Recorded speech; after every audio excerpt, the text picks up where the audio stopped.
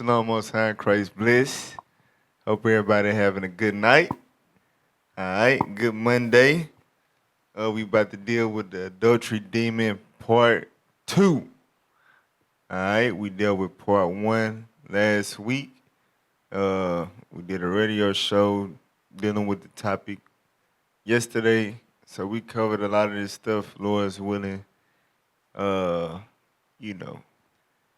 Brothers and sisters get what they need out of this to be able to fight this demon going forward, because we're going to have to move on to other demons to address biblically in spirits that you want to have. So. Adultery demon part 2. Let's start out with Susanna chapter 1, verse 1. The history of Susanna, chapter 1 and verse 1. And send up prayers that, Satan, stop messing with us and this class and, little creatures flying around and stuff like that. Lord's willing, we be able to peacefully bring this class out and get it over with. All right, Susanna chapter 1, verse 1. There dwelt a man in Babylon called Joachim, and he took a wife whose name was Susanna, the daughter of Chelcias, a very fair woman and one that feared the Lord. Right, so this man named Joachim took a wife, the daughter of another man, and she was very, very beautiful. And that show you, like, biblically, what comes first. You know what I'm saying? In today's society now, it's all about the woman. It's all about, da-da-da-da. In the Bible, the way it introduced this woman, even though the book is about her, like, look, this man named Joachim took a wife, the daughter of so-and-so, man, and she was beautiful. You know what I'm saying? The mentioning of the beauty came after you acknowledged the husband and the father. And that's heavy because, like we talked about last time, lust is rooted in covetousness. It's the same thing. You wouldn't know lust unless you knew the law said, thou shalt not covet. So these women that you see, beautiful women, it's either that there's somebody's wife, they belong to a man through the covenant of marriage, or they somebody's daughter. Either way, they not something that you can just look at like a piece of meat, like you could just go and snatch them up. No, they belong to a man. You either gotta, if she not married, you supposed to deal with her father. And her father's supposed to, give you her hand in marriage. That's how it's supposed to go. And if she doesn't have a biological father in her life to play that role, you go through the leadership. But in the world, ain't no leadership. Yeah, if she do got a daddy, he don't give a damn. He probably hold her mama out. You know what I'm saying? Whatever the case. But biblically, we see the scope how it's supposed to be. Like, look, that woman, she's somebody's wife, she's somebody's daughter. These things you got to consider before you lust after them. You got to think about that. All right, they belong to a man. Remember, the woman is of the man and for the man.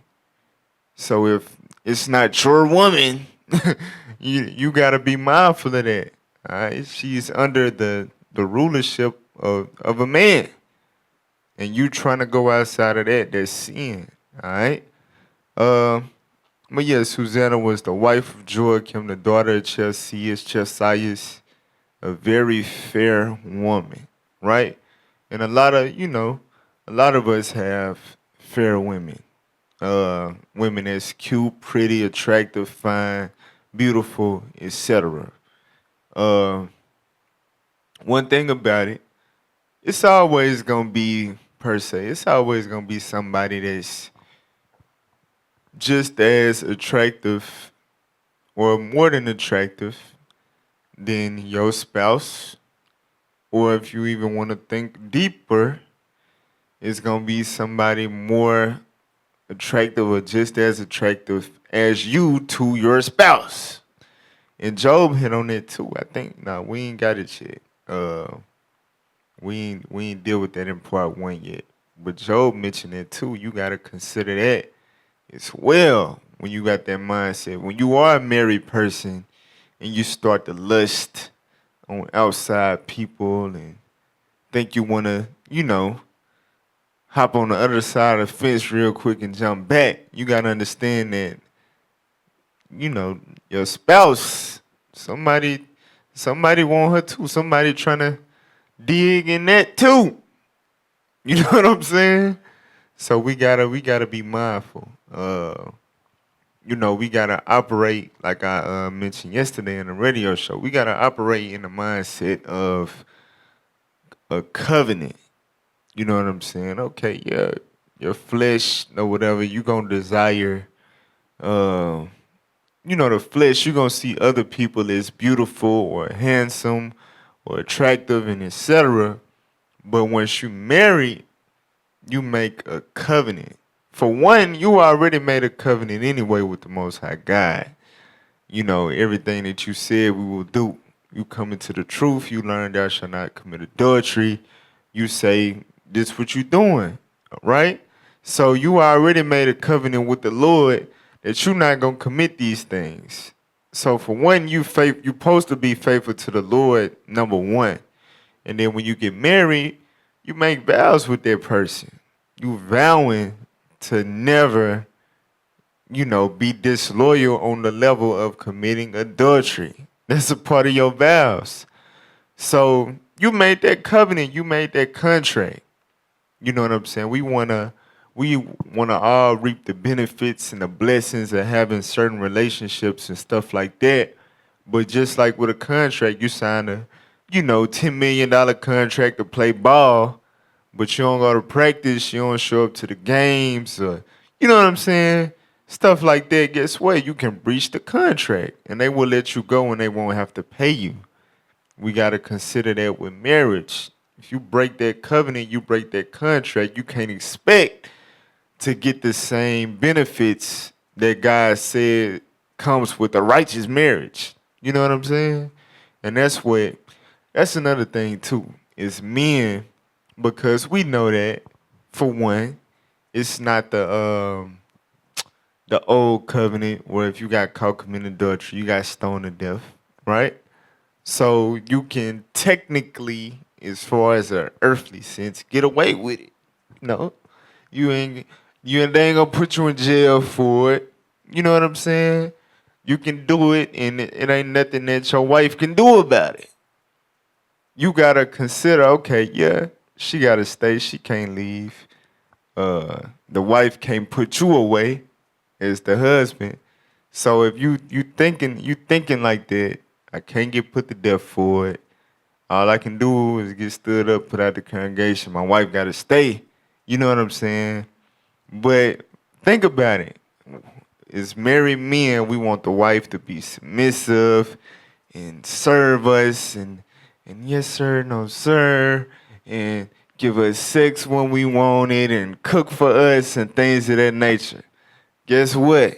When you commit adultery on your wife, it's not gonna be the same. We don't think about that though.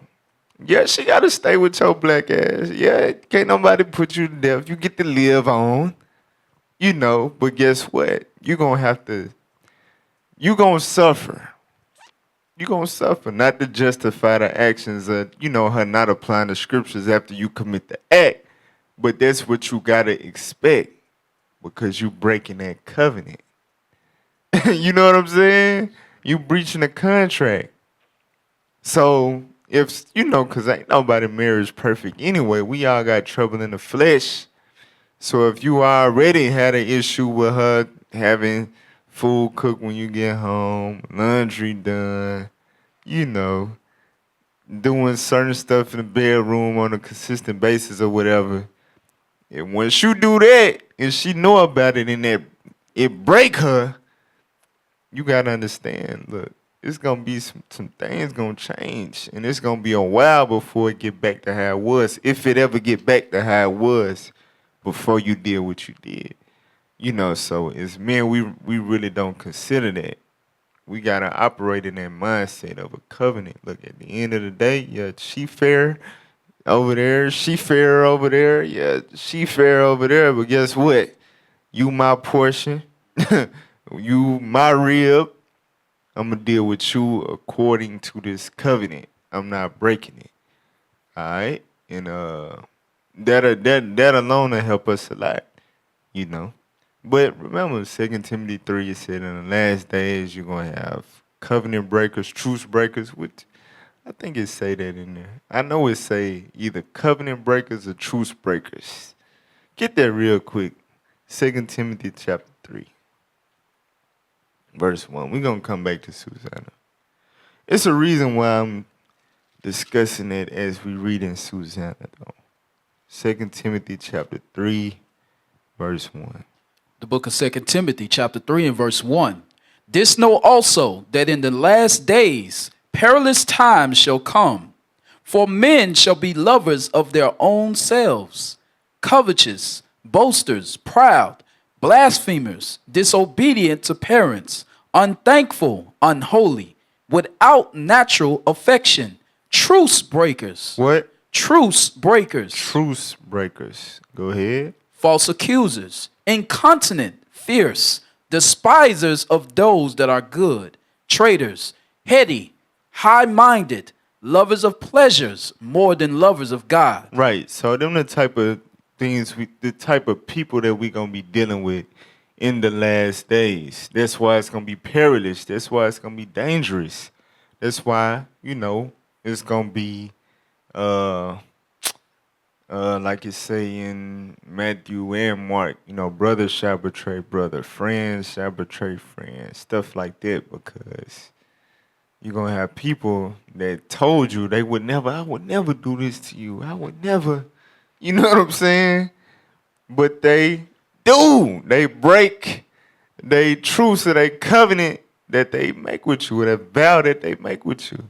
That's what we're going to be dealing with in the last days. Why? Because the last part, they're going to be lovers of pleasures more than lovers of God. Your desire to fulfill that pleasure that pleases your flesh going to be so strong that, the loyalty, faithfulness, it's not going to matter so much.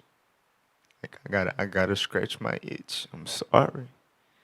It is what it is. All right, go back to Susanna. The history of Susanna, chapter 1 and verse 3.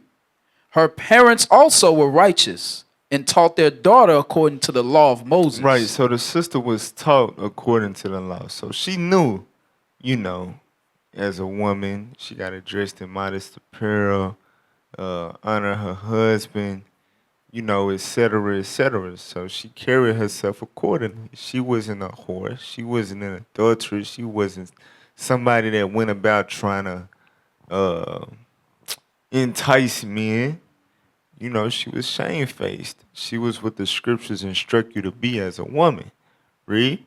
Now Joachim was a great rich man, and had a fair garden joining unto his house, and to him resorted the Jews, because he was more honorable than all others. Right. So like it's in Proverbs 31, when you're a righteous woman, your husband is not gonna be like other men. Like it say he'll be known among the elders in the gate of the city. You know what I'm talking about, right? Get that real quick. Proverbs 31:23. Just want to make sure y'all really know what I'm talking about. All right. Proverbs 31:23. The book of Proverbs, chapter 31 and verse 23. Her husband is known in the gates when he sitteth among the elders of the land. Right. So a virtuous woman, a woman that fear the Lord, more often than not, this type of woman will have this type of husband. A husband that's highly regarded amongst the nation of Israel, highly regarded amongst the congregation, right? In this case, Susanna's husband, he was rich.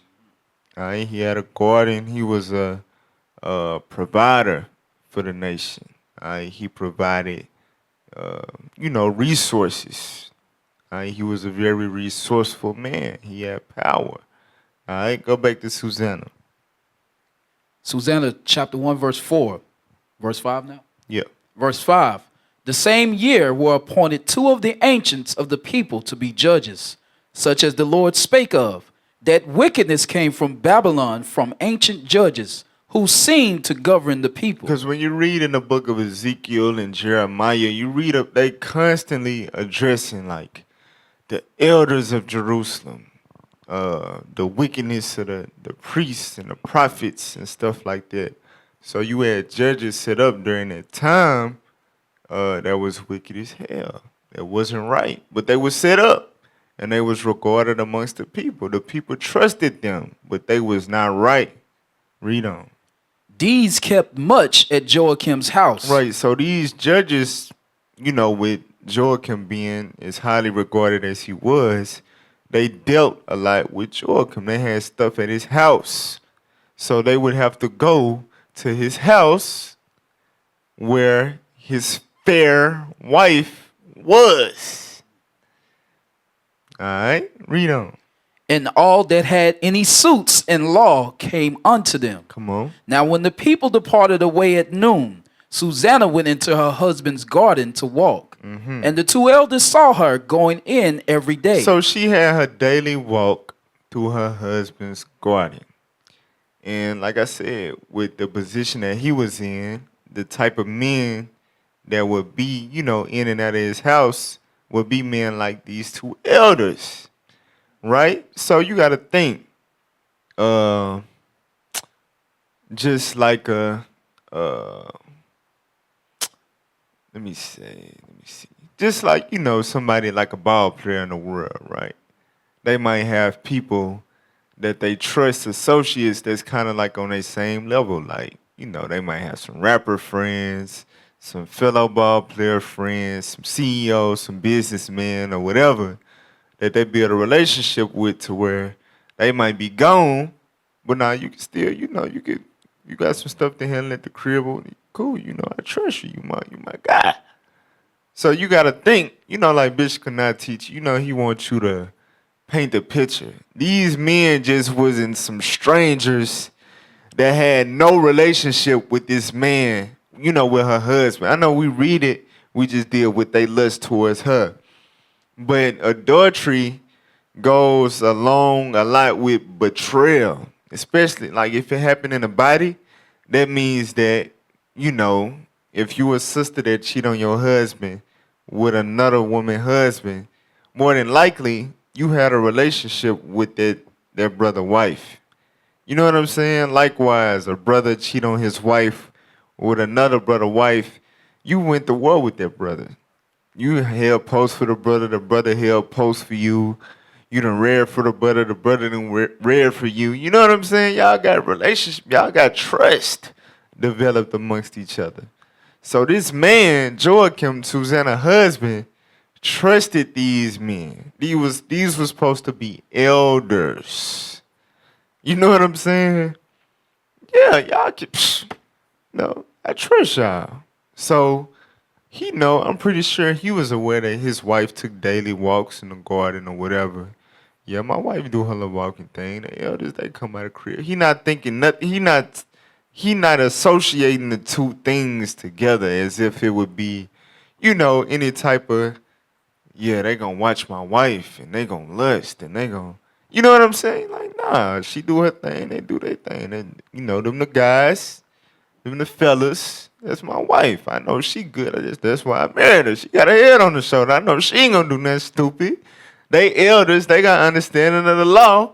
We know each other. We deal with each other. I ain't worried about it, right?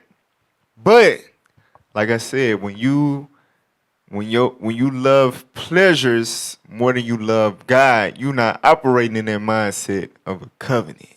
You know what I'm saying?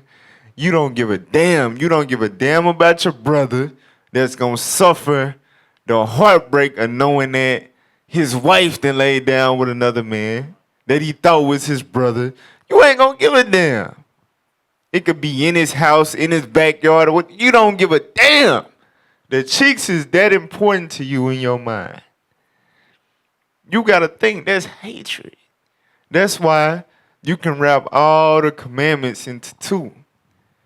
Just you can wrap all sin into hatred and idolatry. It's the same thing. You can wrap all the commandments in loving God and love your neighbor. You can wrap all sin into hatred and idolatry. For real. And it all ties together. In order to sleep with your brother's spouse or your sister's spouse, you gotta have some type of hatred for them. Because just the love alone for them should be able to stop you from trying to pursue that urge of dealing with their spouse. But no, these Negroes was not right, bruh. It was not right. They did not have no love for Joachim. I want y'all to think about that. We don't be caring about Joachim when we read this. Susanna, Susie. Think about Joachim. You know what I'm saying? He got betrayed. For real. All right, read on. And walking, so that their lust was Read inflamed. verse 8 from the top. Verse 8. And the two elders saw her going in every day, and walking. So they watching this man's wife doing her daily walk. So this every day they over this man's house. He trusts them enough to let them over there every day to do their business, right? And they watching his wife like a damn practice film, like in football practice. You know, they be watching film. They watching his wife every day. Read on. And walking, so that their lust was inflamed toward her. So eventually, after so many days of seeing her walk, it sparked a flame in a spirit of lust, right? Now, I think I mentioned this on part 1, but this goes a lot. This reminds me of pornography. You watching every day. You watching. It's going to kindle a flame within you to commit the act. It's only so long you can just watch. This is what this story is telling us. For you brothers that deal with porn, this story is telling us a lesson. It's only so long you can watch before you do something about that flame. It's inflamed. The fire is only growing inside of you. Your hand won't be able to quench that thing after so long. For real. Read on. And they perverted their own mind. They did what? And they perverted their own mind. They perverted their own mind. Read. And turned away their eyes, that they might not look unto heaven, nor remember just judgments. Right. They forsook the covenant of the Most High God, and they didn't give a damn about their brother Joachim and his covenant with his wife. You know what? They didn't give a damn. They didn't care no more. I don't care what the Bible say. I know I'm a judge. I know the judgments and this and this and that. Hell, I'm the one that passed the judgments. But right, I don't give a damn. She fine. I gotta have her. And you know what I'm saying? That's a thing. Once you get Matthew 5. Once you entertain something in your mind for so long, you fantasize about it. Eventually, I gotta have it. I gotta have it. No. She not finna walk around me every day looking like that, like I'm just not finna have it. You know what I'm saying? For real. And you gotta think, it said they perverted their mind. So you gotta think, they probably developed in their mind like, nah, ain't no way, boy. Ain't no way she walking through here every day or whatever. Nah, she want me to have it. She waiting on me. You know what I'm saying? When your mind get perverted like that, you like, nah, the way she walking like that because of me. She dressing like that because of me. You know what I'm saying? She want me to do something about that. Same thing on the woman's side. Yeah, he did it. I know why he got that. I know why he wearing that cologne. I know why he wearing it. Yeah. You know, I'm telling you, you will pervert your mind. For real. All right, read what you got. The book of Matthew, chapter 5, and verse 27. Come on. Ye have heard that it was said by them of old time, thou shalt not commit adultery. But I say unto you that whosoever looketh on a woman to lust after her, have committed adultery with her already in his heart. So you got to think. Remember, it said that they perverted their own mind and turned away their eyes, that they might not look unto heaven nor remember just judgments. Why did it say that? This was before they did anything. Read what Christ said again one more time. The book of Matthew, chapter 5, verse 27. Ye have heard that it was said by them of old time, thou shalt not commit adultery. But I say unto you. Now remember, them of old time, thou shalt not commit adultery, referring to Exodus 20 and 14, right? Now, that's going into Leviticus 18, right? Dealing with the acts of fornication. The physical is thou shalt not lie down with another man's wife. Thou shalt not lie down with, it's talking about the physical acts. And once you committed them physical acts, you had Leviticus chapter 20, the judgments for them actions, right?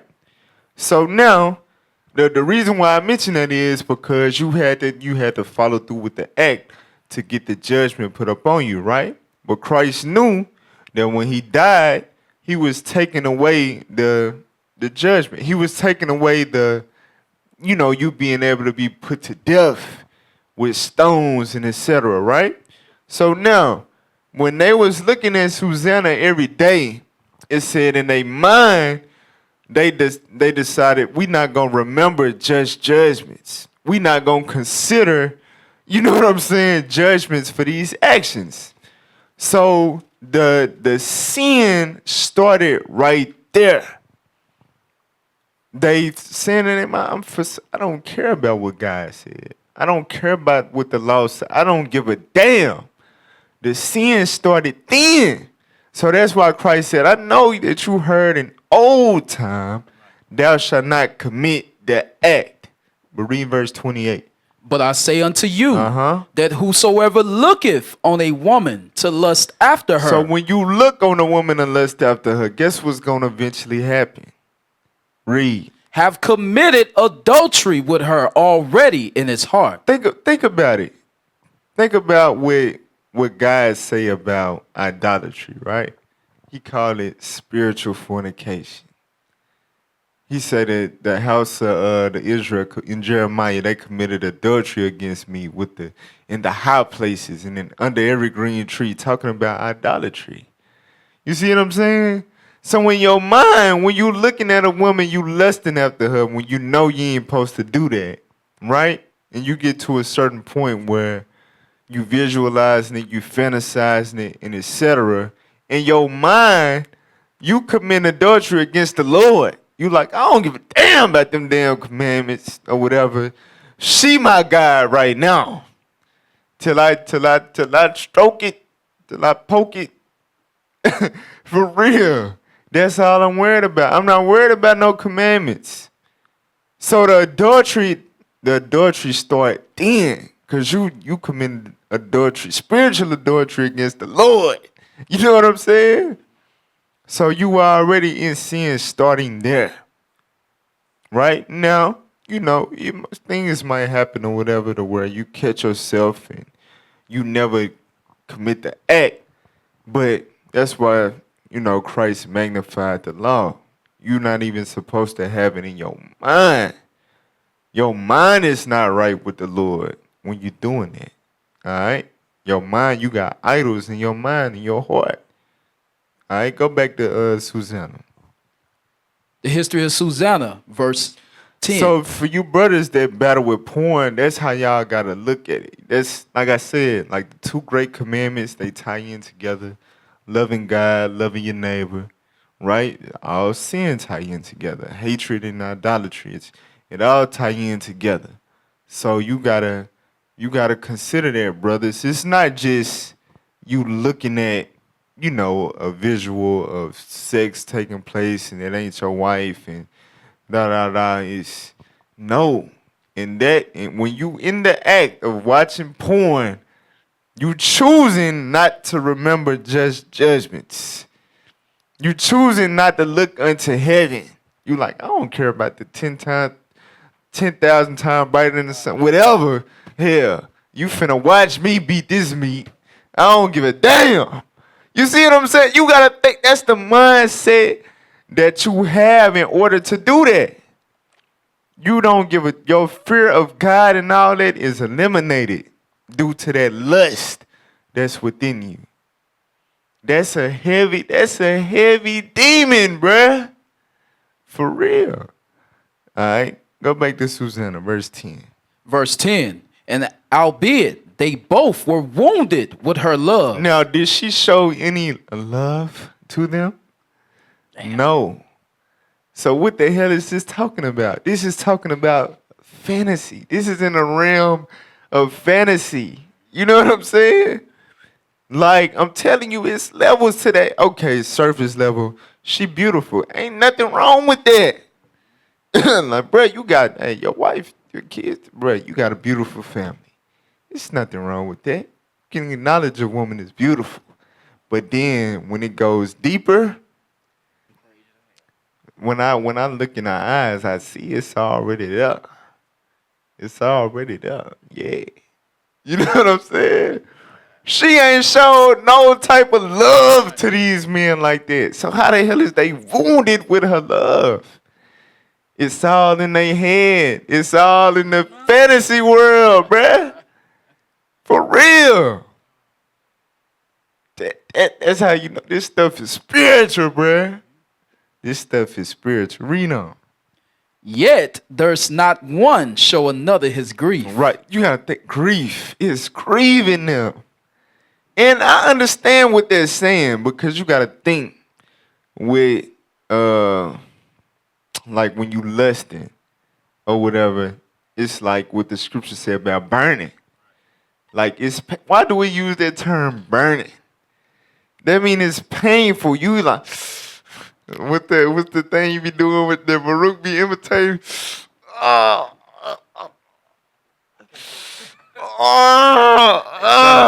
out to Baruch. It's grievous. It's grievous. It's like, man.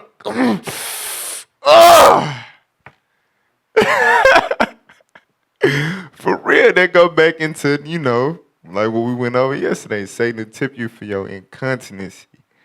So you got an incontinency, man. You can't control it. I can't hold it in no more. Like Boosie said, it's grievous. Can't hold it in no more. For real. It's grievous. Like, damn, I gotta go another day. Well, that go back to what I said about porn. You gotta think. You know what I'm saying? Every day you watching it, you jacking off. You gotta wake up knowing like, damn, I'm still ain't getting the P word. You know what I'm saying? I'm still not getting it. Ugh! Damn. For real. Oh, man. Damn. Read on. Verse 11. For they were ashamed to declare their lust. It was what? For they were ashamed to declare their lust. Hold that real quick. It's Sirach chapter 4. Verse 21. This is a good story right here, bro. It's a lot in this. That's why we gotta let it marinate. All right, read what you got. The book of Ecclesiasticus, chapter 4, verse 21.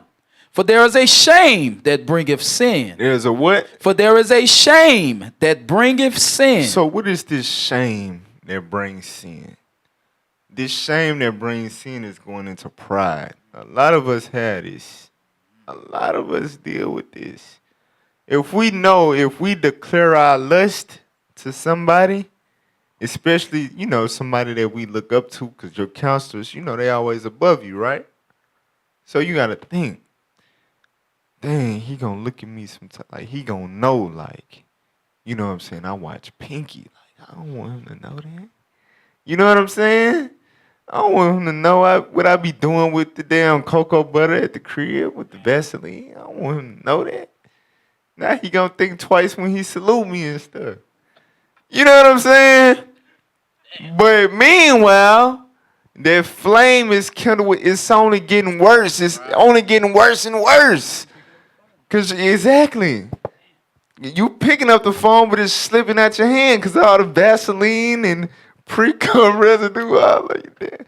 It's just slipping right out your damn hand. It's only getting worse and worse. That's why God said it's a shame that bring sin. But watch this, keep reading. And there is a shame which is glory and grace. But when you have when you ashamed of being in the sin, you should be ashamed to walk around amongst brothers and sisters knowing that you got this adultery demon on you. You know what I'm saying? You should be ashamed of that, and that shame should lead you to actually getting the counsel. But the first type of shame, that prideful shame or whatever, that destroys us. It always destroys us. We never get the help that we need, the healing, the prayer that we need in order for God to intervene and help us overcome our lust, our temptation. For real, that shame bringeth sin. Go back to Susanna. The history of Susanna, verse 12. Verse 11. Verse 11. For they were ashamed to declare their lust, that they desired to have to do with her. Right, they didn't want each other to know, like, damn, bro. Yeah, I'm an elder. George can trust me. That's my guy. You know what I'm saying? But I really, really want to sex his wife. I really want to do that. I don't want this. I don't want my fellow elder to know that about me, because then he gonna be like, bro, you ain't fit to be no elder. You know what I'm saying? For real, you putting your reputation above your salvation. Don't never do that. Don't never do that. It's not worth it. What's you gotta think. That's why you gotta be spiritual and not corner.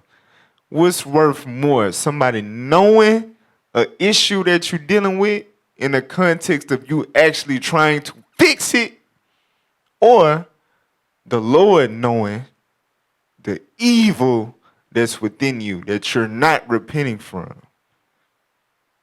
Which one come with more of a cost?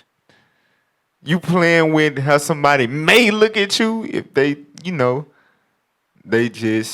they not righteous in the fact that, they came to you to help them. It's like, you wicked, bro. That's nasty. I mean, surely the person that you would go to for counsel wouldn't be that damn simple anyway. You know what I'm saying? But okay, whatever. Say that's the case. What comes with more of a cost? The Lord pulling you up on Judgment Day. You know what I'm saying? Like, I never knew you, bro. You a damn adulterer. Bye. Depart from me. Then you burn forever. You're living to die every day. You're living to burn forever. You know what I'm saying? Which one come with more of a cost? That's why Christ said what he said in Matthew 10. Fear not them which is able to kill the body, but fear him which is able to kill both the body and soul in hell. All right, read on. Verse 11. Yet they watch diligently from day to day to see her. Diligently from day to day to see her. I want you porn brothers. It might be some sisters that deal with that too. Brothers be having a set time or routine. Like, look, I do this, I do that. et cetera, et cetera. But when 8:45 hit, I took my shower. I got my towel right here, my Vaseline. And then the phone, technology, it already know where you want to go. It probably pop up on your screen like just swipe right. It's that time. You know what I'm saying? Just swipe. We'll bring you right there, right to it. X and XX. I'm telling you, bruh. Day to day, diligently. Read on. Verse 13. And the one said to the other, let us now go home, for it is dinner time. Right. So mind you, in their mind, they like, I ain't telling this nigga that I'm. You know what I'm saying?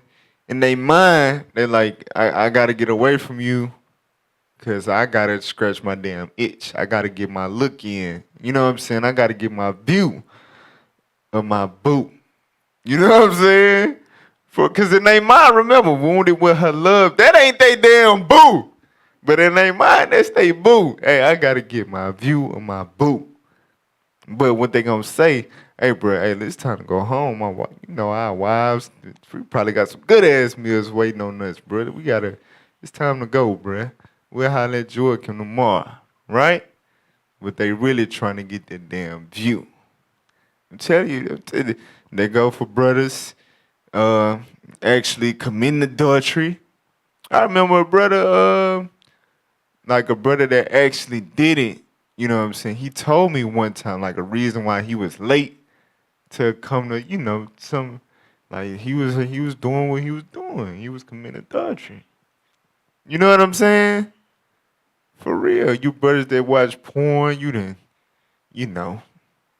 sister and did a damn dance move during the feast and it reminded you of such and such, and you like, damn, but hey, I gotta go to work. I got captivity in the morning, man. I'ma holler at y'all. You burning here at the feast. That's when it's the worst. Cause now cause on the Sabbath, the sisters on that side, it ain't, you just seeing y'all facing each other only to shalom, most high Christ bless, after the prayer. But on the feast, you know what I'm saying, y'all doing dance offs and you know what I'm saying, y'all moving and mingling through the hallway in the sanctuary, Now it's up close and personal. You know what I'm saying? Now yeah, damn, man. All right, shalom, brothers. I got captivity. I love y'all, but I'm out. You know what I'm saying? And they get in the car, they speeding down the damn Highway 161. Damn, bro. For Toledo to the feast, you going so fast. They can't wait to go home. And, Yep. All right. Read. Verse 14. So when they were going out, they parted the one from the other. And turning back again, they came to the same place. And after, So it said they was going out, parted from one another, and turning back again, they came to the same place. So in that moment, the deceit was discovered, whether they knew it or not. Like, hold on, didn't we just agree that we was going home, and we right back where we said that we needed to get away from? What is this? You ain't doing what I'm doing, huh? You know what I'm saying? Because remember, she had her set time where she would take her little garden walk. You know what I'm saying? Read on. and after that they had asked one another the cause. Bro, why you back here? Why you back in the spot that we just told each other we need to go on and move around from? Read. They acknowledged their lust, then appointed. Hey, bro. I ain't even gonna lie. Bro, you see that. Bruh. Bruh, I thought I was the only one.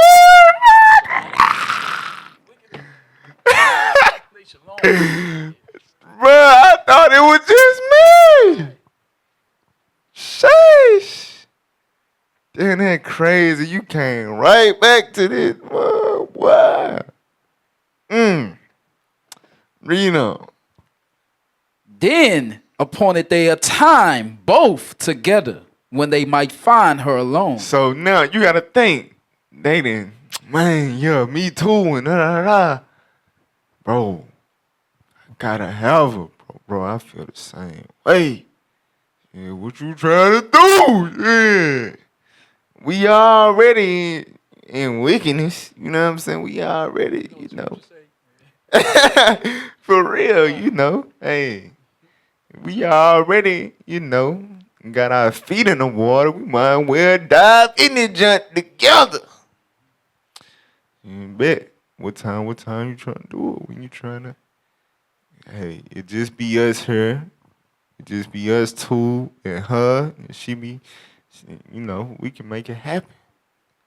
Together. Two is better than one. Ain't that what the scriptures say? Hell yeah, man. I just brought that out yesterday in the temple. Read her. And it fell out as they watched a fit time. Uh-huh.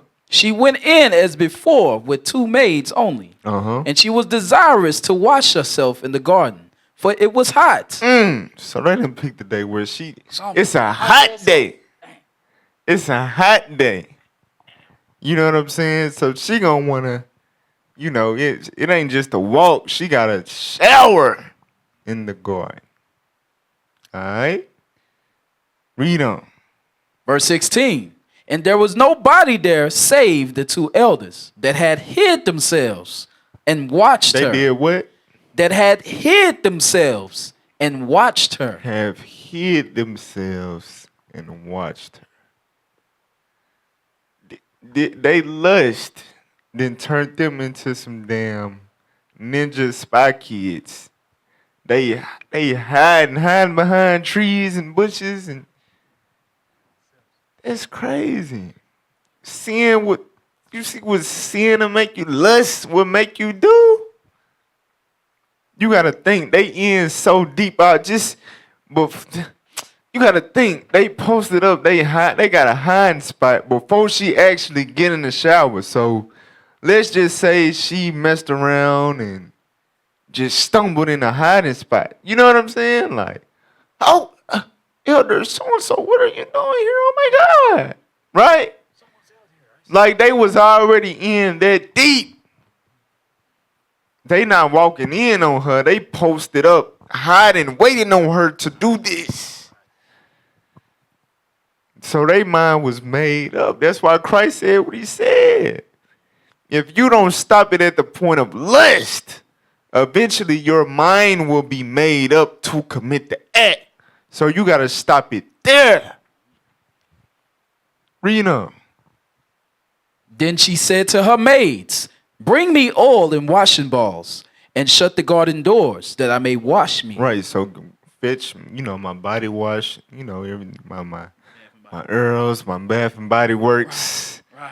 You know what I'm saying? And shut the garden doors. Read on. And they did as she bade them, and shut the garden doors, and went out themselves at privy doors to fetch the things that she had commanded them. But they saw not the elders, because they were hid. Come on. Now when the maids were gone forth, the 2 elders rose up and ran unto her, saying, damn. So you got to think, man. Remember, at first, they was ashamed to declare their lust to each other. But now, they done already. And I'm telling you, that's like the worst thing in the world, to have somebody partnered with you in your lust, partnered with you in your sin.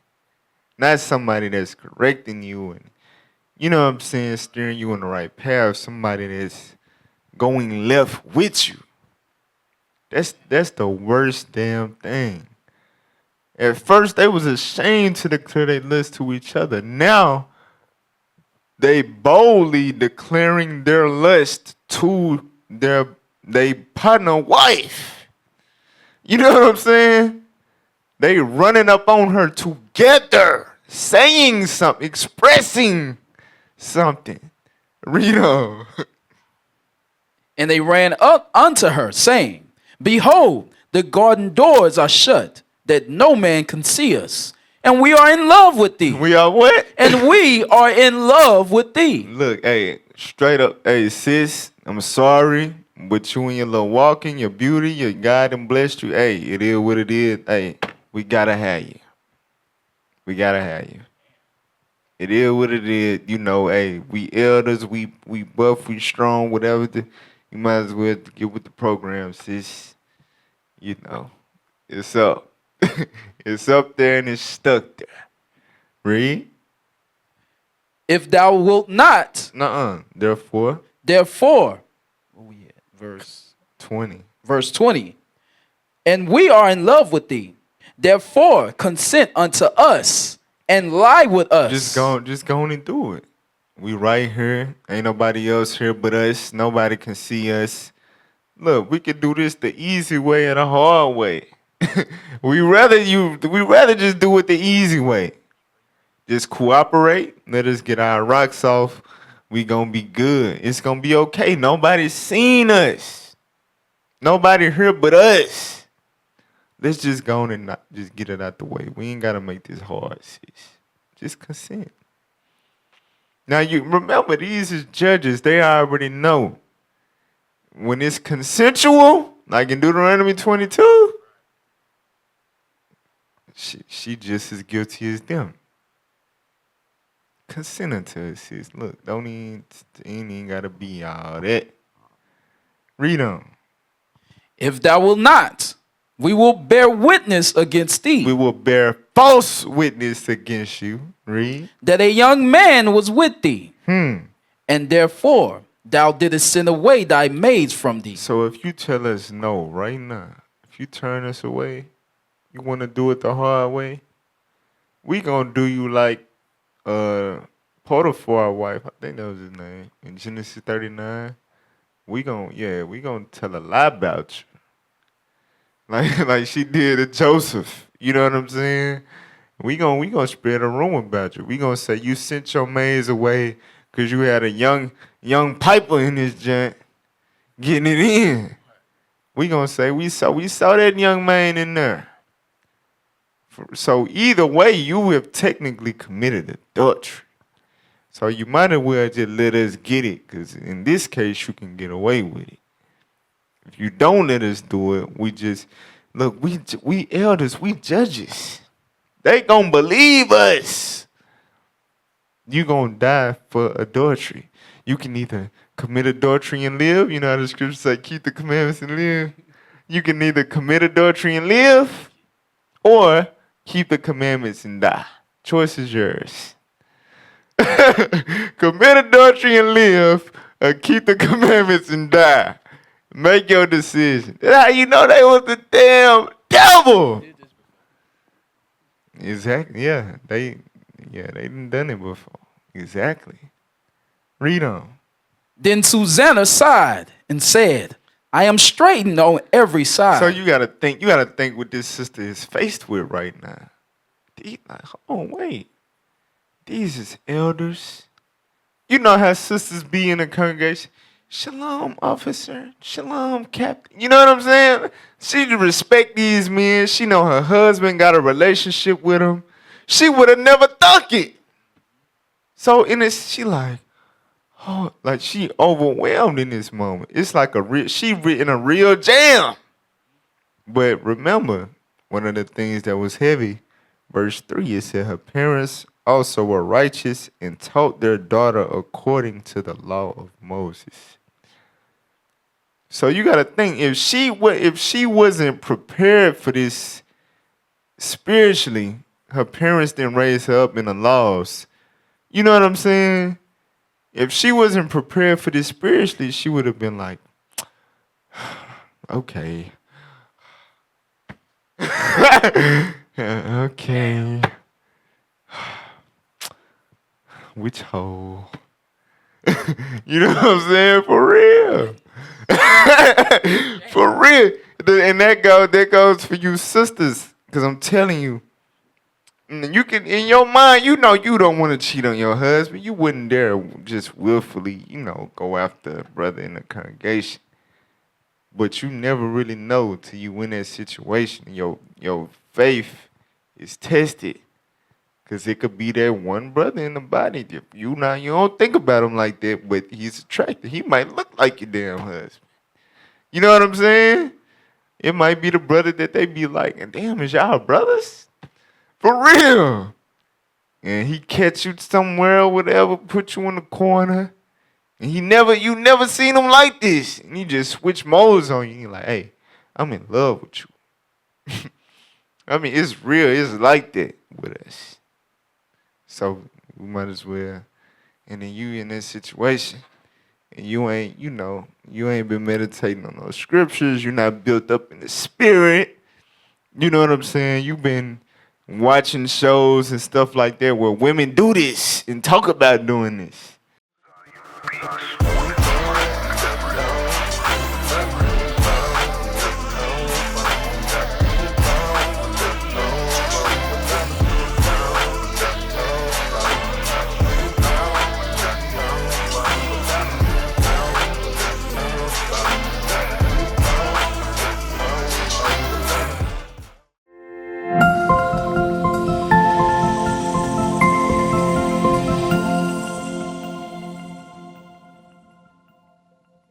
Sisters, y'all gotta build yourself. Susanna was built up for that moment. And it was still hard. Alright? This damn fly, Lord.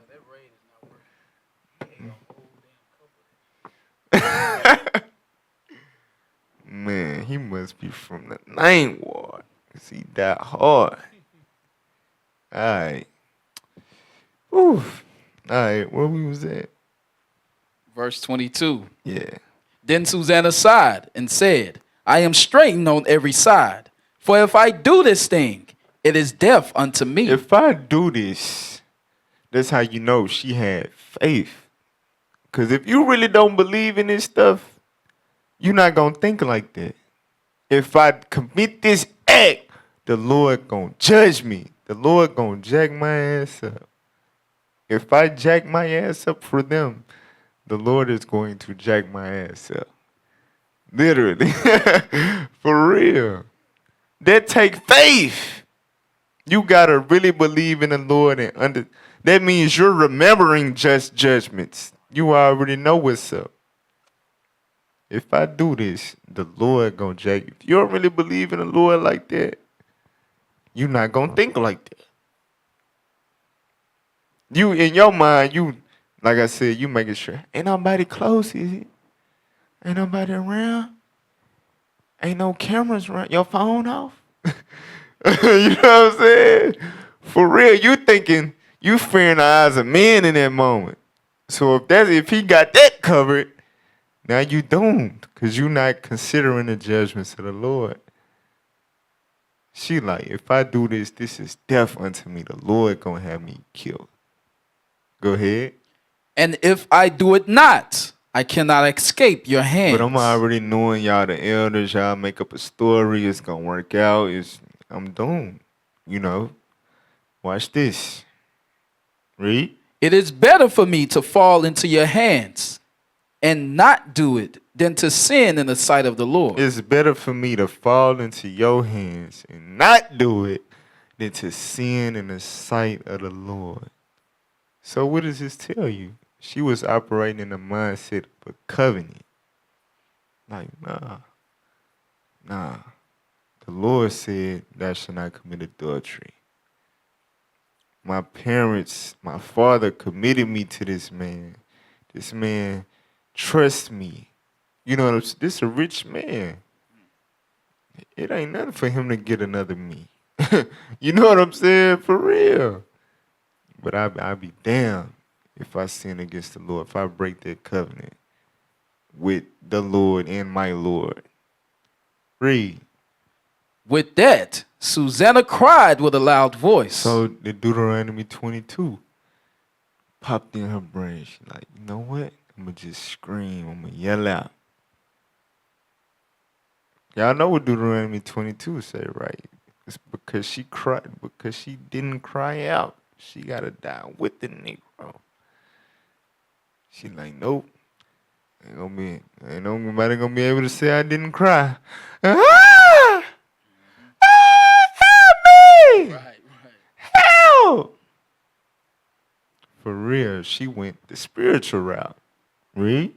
And the two elders cried out against her. So they trying to cause confusion. You know what I'm saying? You ain't finna just scream now. We gonna out scream you. For real. All right, from there. Go to 2 Samuel chapter 11. So yeah, you can read the rest of the history of Susanna on your own. You know, by her trusting in the Lord, staying loyal to the Lord, to that covenant, the Lord looked out for her, raised up the spirit of Daniel to speak out and turn stuff in her favor. And them Negroes got put to death, you know, for their lust that turned into them attempting to portray the Lord first and foremost, betray their brother and defile that woman, that innocent woman. Yeah, they got put to death. That was the end result of that. But with her, you know, doing the right thing, staying in the spirit, the Lord looked out for her, delivered her. All right. 2 Samuel chapter 11 and verse 1. The book of 2 Samuel, chapter 11 and verse 1. Now, what we about to read now is heavy because, you know, in Susanna, they was wicked elders. You know what I'm saying? Daniel exposed them. I was like, you damn son of Canaan, you ain't even no damn Israelite for real. You know what I'm saying? Y'all been doing it. Like you said, like Daniel put them out there. They was wicked. So you might think like, I ain't like them niggas. You know what I'm saying? I keep the commandments and faith in Christ. I read 4 chapters a day. Hell, I be damn. I look on a nut, especially my partner, my brother, who trusts me. I be damn. I look on his wife to lust after her. Oh, okay. 2 Samuel 11 verse 1. The book of 2 Samuel, chapter 11 and verse 1. And it came to pass, after the year was expired, at the time when the kings go forth to battle, that David sent Joab. That who? That David sent Joab. That David. It's the same David, 1 Samuel 16. The Spirit of the Lord departed upon Saul, came upon David. The Spirit of the Lord came upon David. David killed Goliath.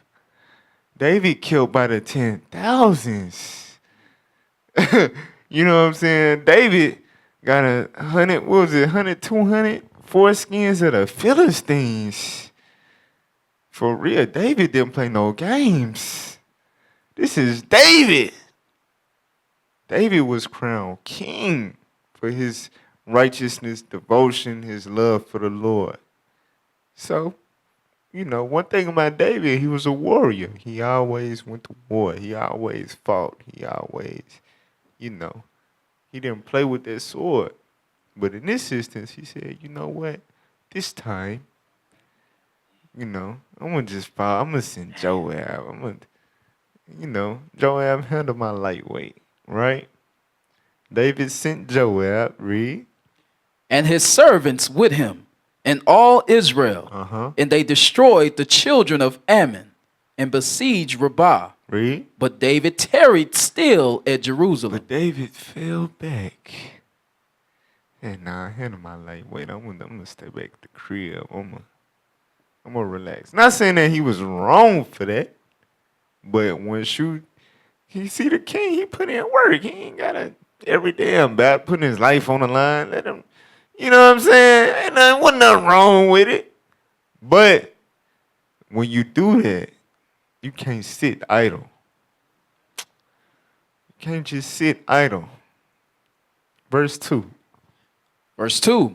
And it came to pass in an evening tide. Right, that's why, you know, as you move up in the ranks, for example, you know, not saying that high-ranking officers and captains and deacons, you know, that like you'll never see them on a flyer mission or at camp and stuff like that. But the higher in rank you go, the less you'll see them doing the footwork per se.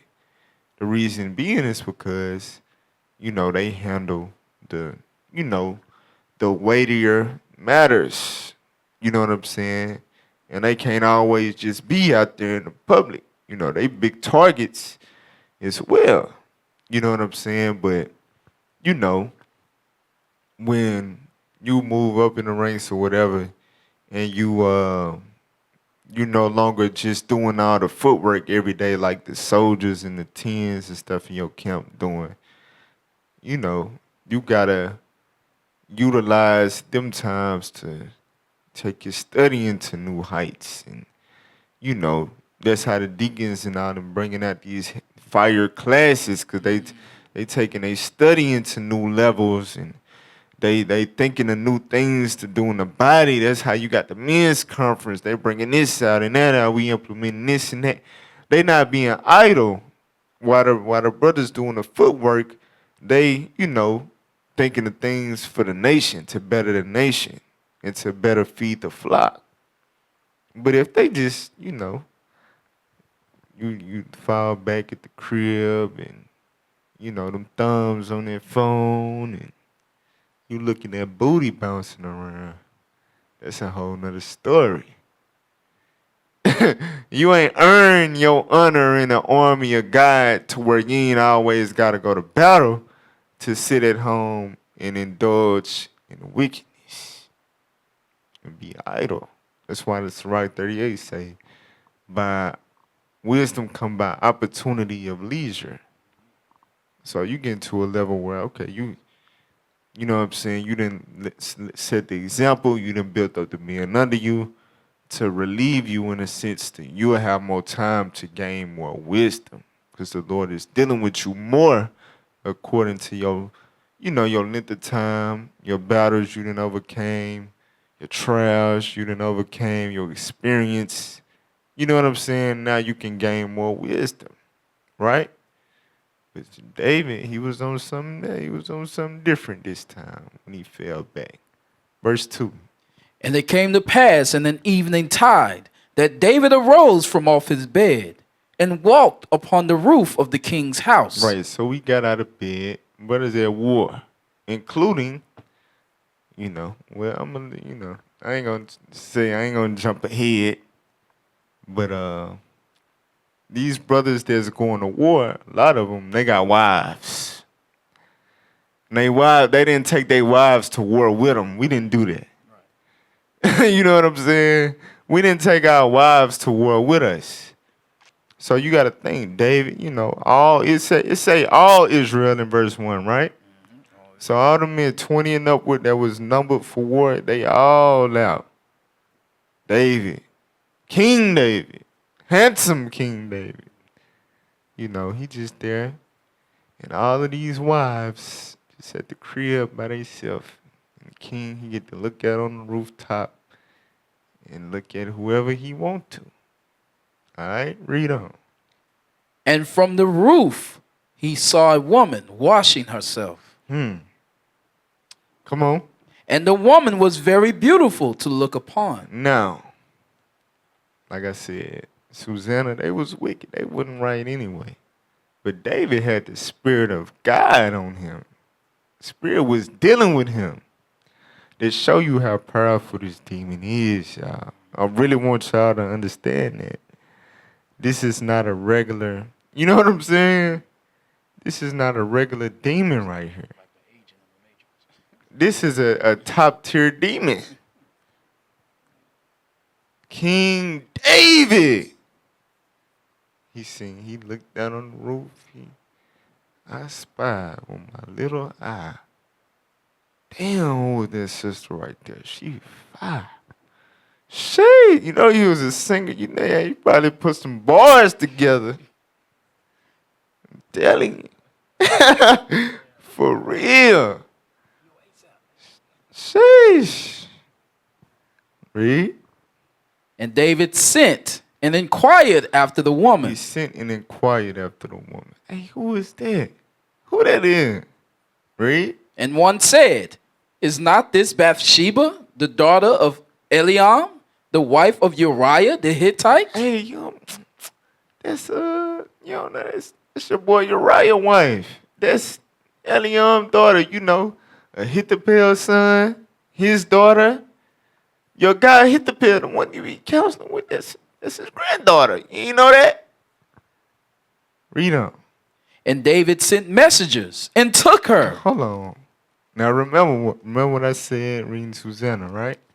The worst thing you can have when you in the midst of your lust is people that they not shutting you down, they ain't putting you in check. They helping you out. They with you. But I get it. I mean, this David, it's the king. First Ezra 3 tell you about the power the king got. You don't hearken to the king. Yeah. You might as well, hey, count your life gone, buddy. So they're like, hey, yes, sir. We'll bring her in. Surely you got some type of permission or you got to remember this David. They know him for being righteous and putting his life on the line for his people. Remember 1 Samuel 30, he went and saved all the brothers' wives. And you know what I'm saying? Like, this David, maybe you just want to talk to her or something. I don't know. Come on, Bathsheba, come on. Go in there, David. David wants you. He wants to talk to you, I guess. I get it. They want to question him. Hey, it is what it is. Read. And David sent messengers and took her, and she came in unto him, and he lay with her. He what? And he lay with her. So what did he have on his mind? Remember, when he looked on the roof and decided that he was going to inquire after her, his mind was already made up. Remember, you got to think, just alone. Like of old time, thou shalt not commit adultery, right? That, you got to be caught in the act to get the judgment. But you got to think, I'm Uriah, I come home, maybe I get home early from war. And it's just at the point where he didn't inquire after my woman. You know what I mean? He haven't did the act yet. I'm just saying hypothetically if that was to happen in this story. He came home, he found out that David didn't inquire. So me as Uriah, I'm already hurt off that. Like, damn, David, what's up? My Lord, what's up? You inquired, like, you know that was my wife, bro? Like, what the hell?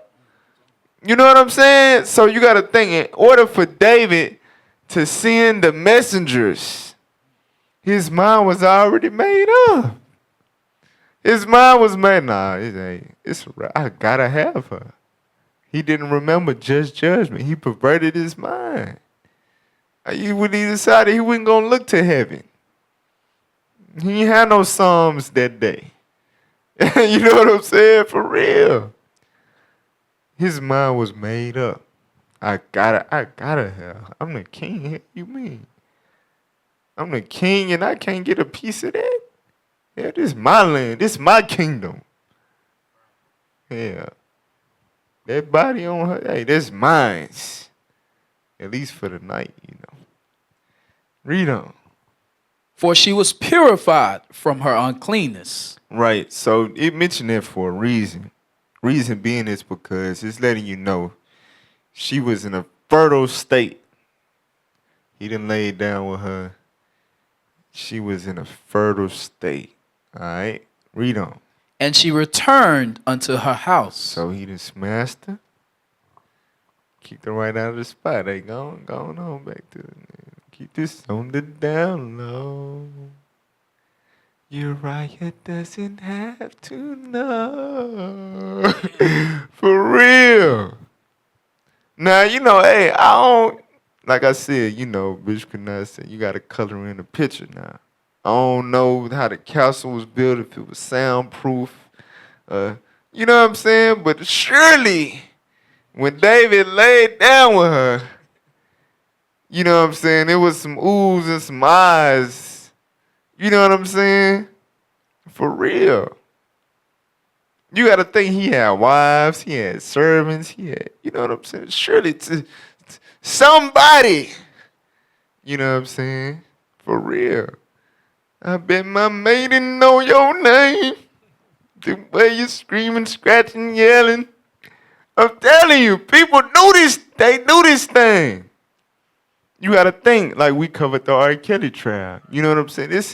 It's a lot of pieces that gotta be involved in order for him to do all of that to all them little girls. A lot of people had to know, but they were just like, I mean, he R. Kelly. I mean, he feed me. I mean, the good outweigh the bad. I mean, he really he do a lot of good stuff. So I mean, this is a guilty pleasure. I mean, it is what it is.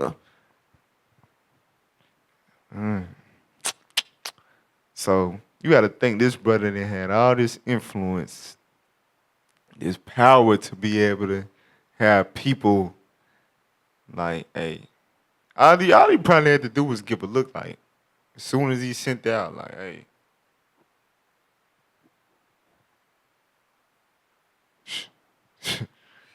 real, I'm King D. Hell you mean? What y'all expect? I'm King D. Yeah. All right. So read on. Verse 5. And the woman conceived and sent and told David and said, I am with child. Damn. So, time had to go by. You know what I'm saying? I don't know, how it was back then. I don't know if they found out quicker. It take a little while. Today's time, you know what I'm saying? Like the next cycle, for the woman to know. You know what I'm saying? Time went by. She like, David? Yeah. Yeah. Went a little further than we expected. So you gotta think, and when you just looking at the body, you just looking at you know what I'm saying?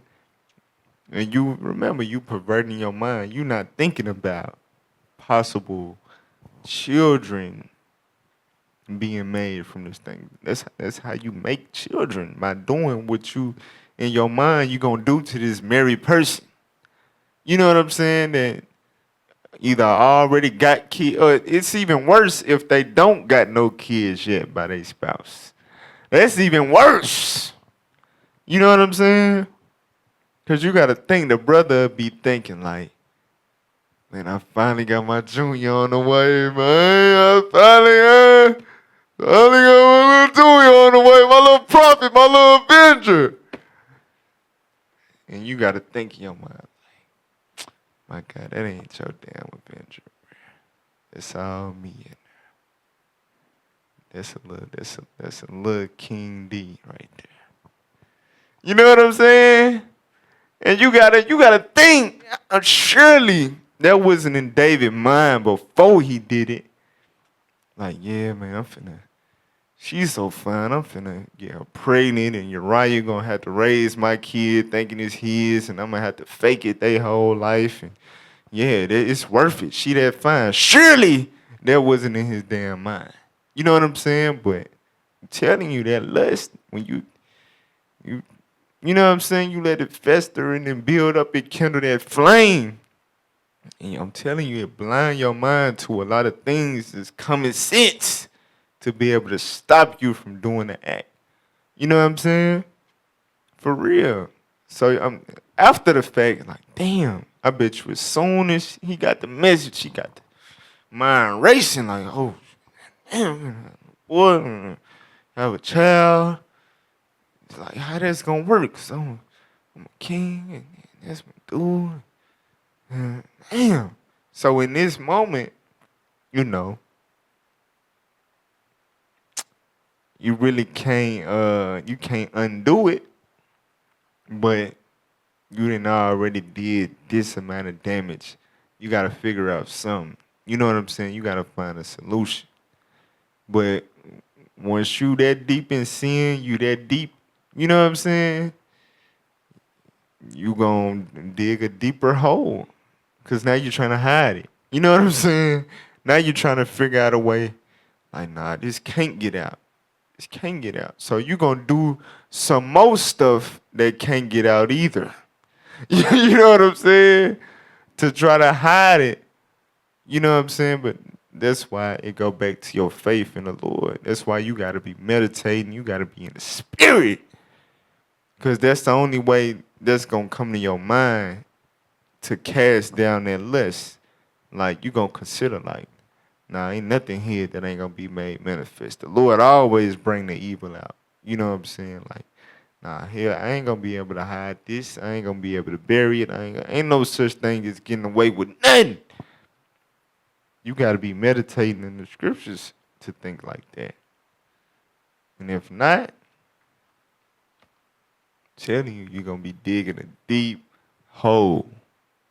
For real. And I'm not talking about inside of the adulteries. I'm saying a hole full of sin that's going to turn into an abyss, an endless pit. All right, read on. Verse 6, and David sent to Joab, saying, send me Uriah the Hittite. And Joab sent Uriah to David. And when Uriah was come unto him, David demanded of him how Joab did, and how the people did, and how the war prospered. Read. And David said to Uriah, go down to thy house and wash thy feet. So this what David came up with. He was like, hey, send me Uriah. Hey, Uriah, how it go? You know. Man, hey, King, man, I was out there cutting up. They thought it was you out there, you hear me? I'm out there dropping body like you out there. You know what I'm saying? You gotta think. You know Uriah giving them props. Like, man, I'm telling you, man, the way that you done always led us to battle. You know what I'm saying?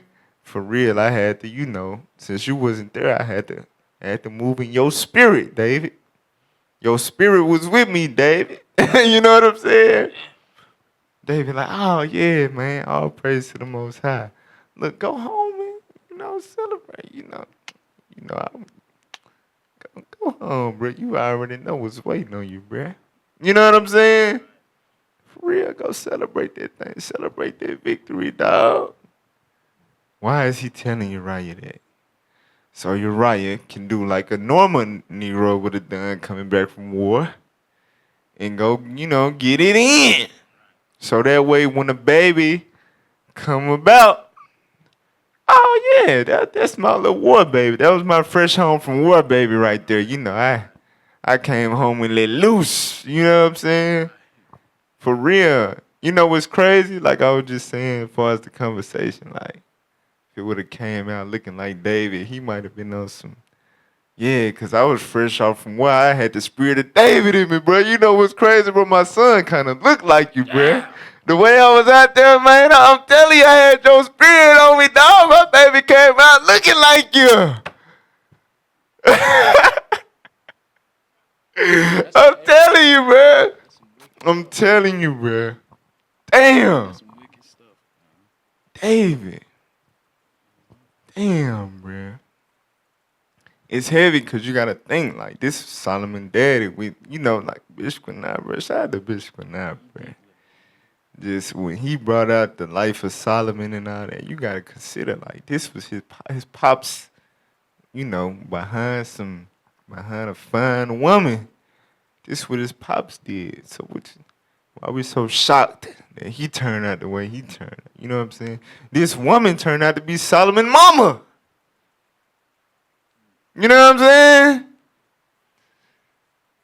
saying? Read on. And Uriah departed out And you of got to think, if she was righteous in any sense, for once, she would have cried out.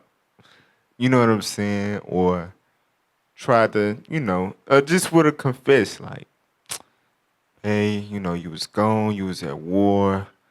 The devil came on David. The devil came on me. And, you know, this baby, you know, I'm sorry. You know what I'm saying?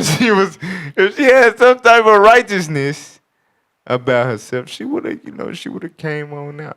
But it's like I said, you know, it was a difference between Susanna in the average black woman. She was raised in the law of Moses. Her parents told her to the T.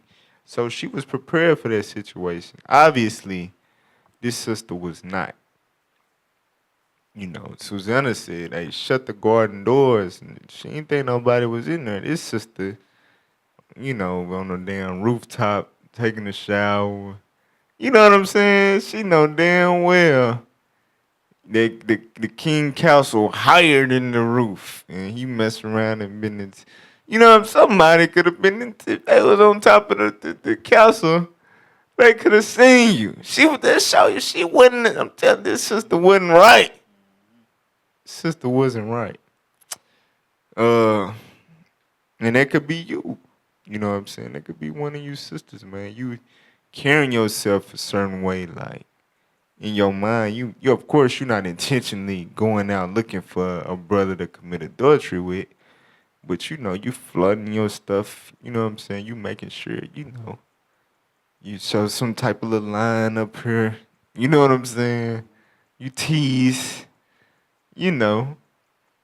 You don't really care how a brother may be looking at you. You know what I'm saying? You really it really would you'd satisfy you a little bit to know that a brother was lusting after you. If you gotta examine that spirit, you gotta know if that hey. In the world, that's how all our sisters was. It was all about attention. Why did you have an Instagram? Why did you pose like that on Instagram with the little, you know what I'm saying? Why? What was it for? It was for attention from the opposite sex.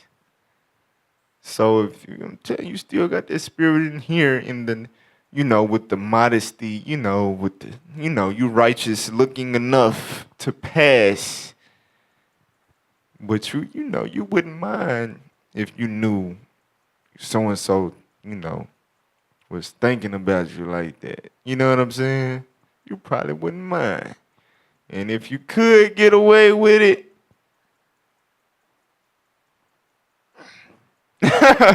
for real, that might be you. Some of you sisters might be in the spirit of Bathsheba.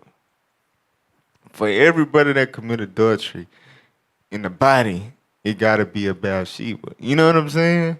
It gotta be. You know, we forget that in order for a man to do it, a woman gotta be, you know, in partnership with it. All right, read on. And Uriah departed out of the king's house, and there followed him a mess of meat from the king. But Uriah slept at the door of the king's house. So you gotta think, David, like, he's sending food.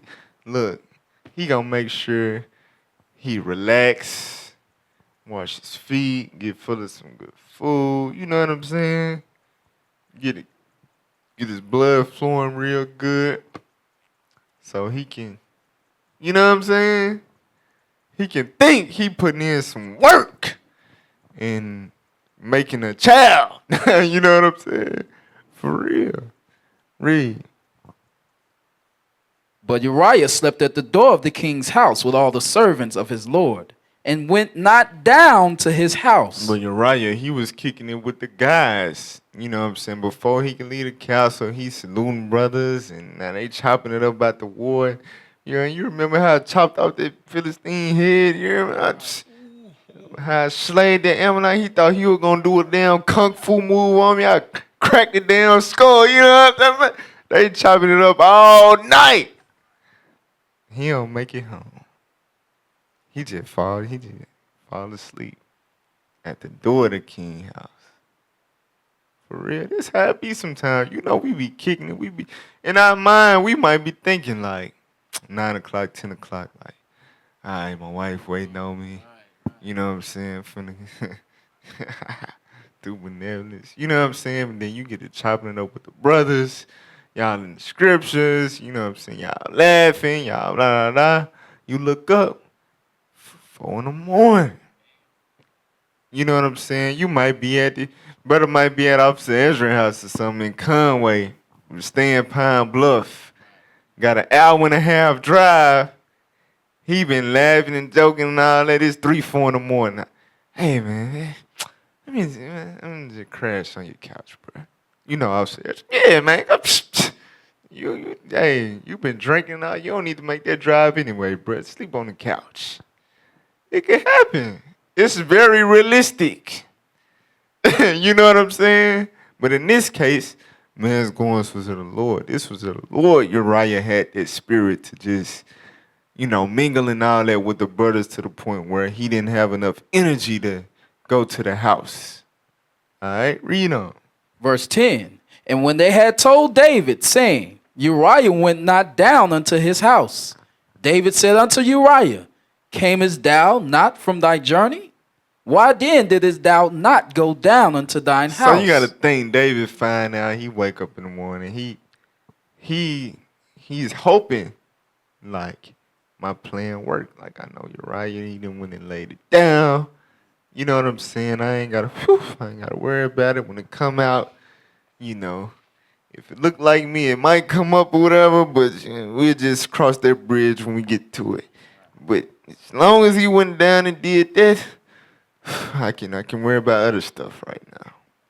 And then he get the news like, hey, Uriah there. He slept night. And remember, when he brought the sister in there, you know what I'm saying? People knew. When he knocked her off, somebody heard. Oh, David. Somebody heard. So these the same people in the, in the castle, in the king house, up and down, around. You know what I'm saying? So they already know what David planned. People, you know what I'm saying?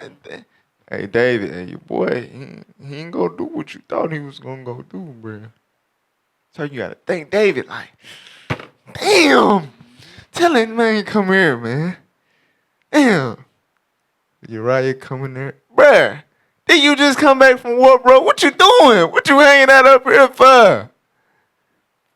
What come on, Doc. What do we do when we come back from war, bro? How you think little Nathan and Absalom came about, bro? I was fresh off a battle, bro. What you mean? That's what we do. We go home and we make love.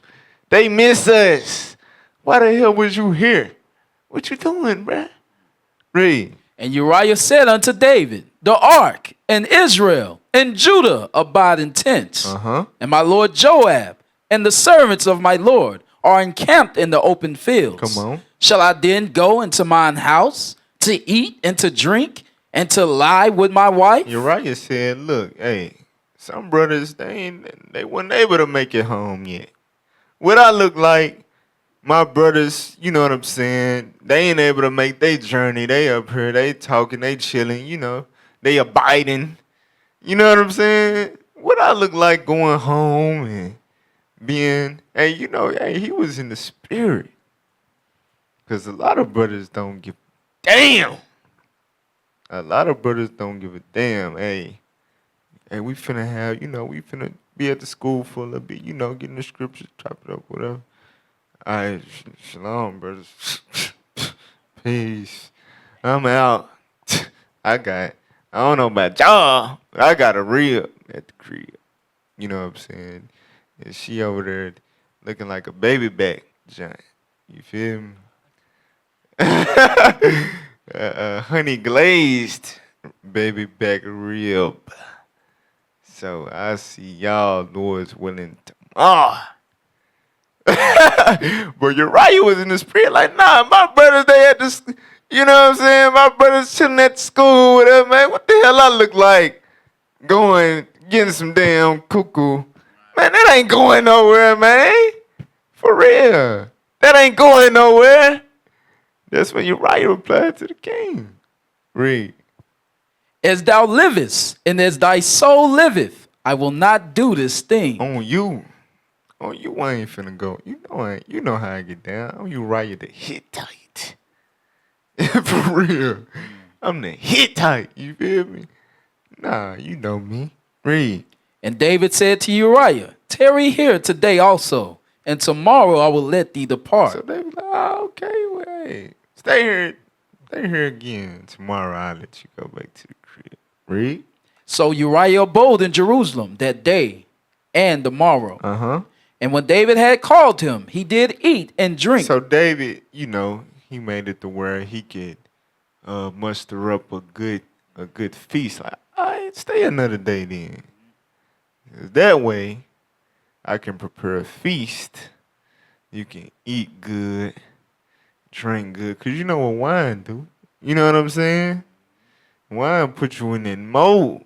That go back to because you was like, not the feast. That shit. Brothers got the drink in them. And they battling with that demon. You know what I'm saying? And that you mingling all around the sisters. Bruh. I'm telling you. Hell yeah, on a feast day. Demon be on you hard as hell. David knew, like, hey, just stay another day. I'm going to get you right. I'm going to get you in the mood. For sure.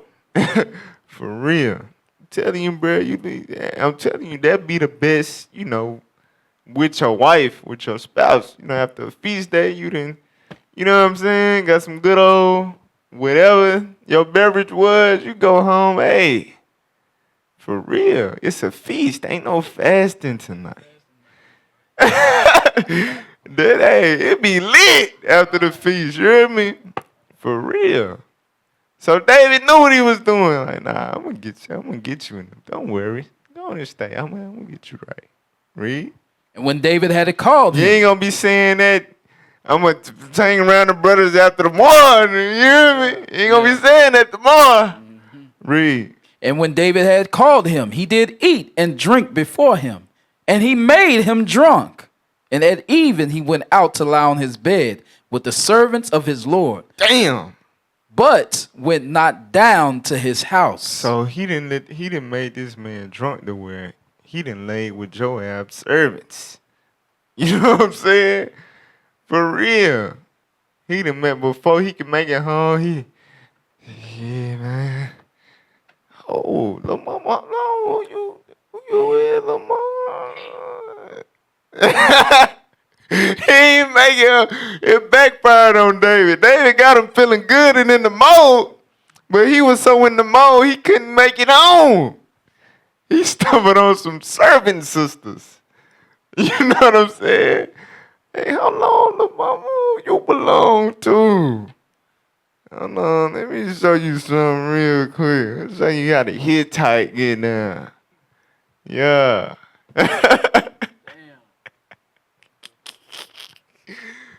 Ooh, man, it's going to the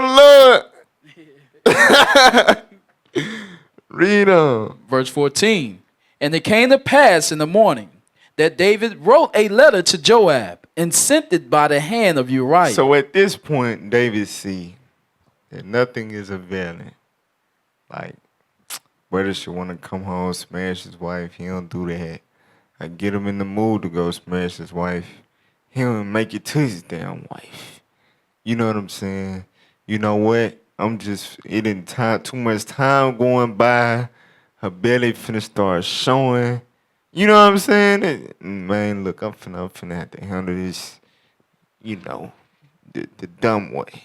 Finna have to go the dumb way on this one. Read on. And it came to pass in the morning that David wrote a letter to Joab and sent it by the hand of Uriah. And he wrote in the letter saying, set ye Uriah in the forefront of the hottest battle, and retire ye from him, that he may be smitten and die. Now, remember, this is David. King David, the prophet, the king, the mighty. But you remember how the elders was in Susanna. They was ashamed to declare they lust at first. And the spirit got so strong on them. You know what I'm saying? Like, look here, babe. We in love with you. Yeah. You know what I'm saying? So David then got to the point, he's so deep off in this sin. He like, look. Now, maybe, because Joy, like I said, the Bible is very, there's a lot of time and weeks and conversations and people in the king house knew. Somebody might have related to Joab. Maybe David then went on. You know what I'm saying? We don't know what Joab already know. But let's just say he didn't know. He didn't know anything. David say, come here, Joab. Hey, make sure that nigga Uriah die today. You got to think, Joab. Remember, Joab was the devil too. So if he had a righteous bone in his body, he would have been like, hold on, Uriah, what the hell he do to you? Uriah just put in work. The hell you mean retire from him so he can be spending die? David, you straight? What going on, David? You know what I'm saying? Like, hell no, that's my brother, that's my comrade. We ain't finna let Uriah die. Hell you talking about, David? Is you testing me? Is this a test? But nah, Joab, nah. I'm telling you, it's a strong possibility he already knew what the hell was going on. He knew David was trying different stuff and it wasn't working. Joab had this spirit like, what's up, man? You want me to offer nigga or what? You know what I'm saying? David didn't care. I mean, Joab did not care. He did not give a damn. He was he reminded me of, damn, what's a movie or something? Basically, you see the movies and stuff where, you got gangs or whatever, and you got that one dude that's willing to do whatever for the leader. He like to crash test dummy. He don't give a damn.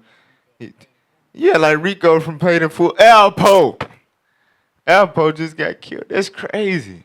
That's funny that you said that. But yeah, just like a damn Rico from Paid in Full. Just like him. Like, oh, that's nothing. I got you, B. You know what I'm saying? For real, it's nothing. I got you. Shit, niggas get shot every day, B. You know what I'm saying? So that's probably what Joel was, shit, niggas die every day, B. Yeah, Uriah, like, the way he be out there, he probably was gonna die anyway. Yeah. I bet.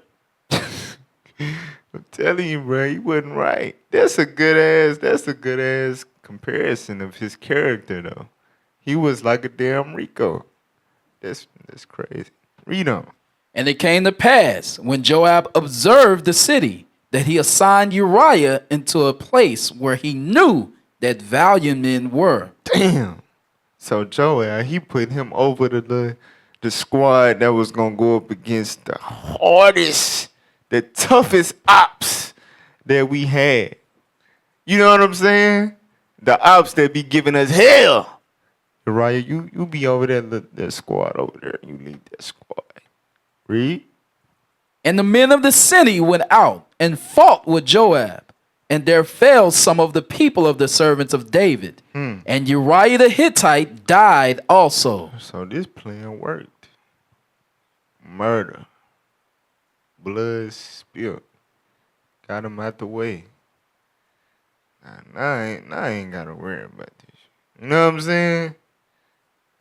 I done got him out the way. I ain't got to worry about it now. Mind you, this was your brother. You know what I'm saying? A warrior in your army. It took orders from you, loyal to you.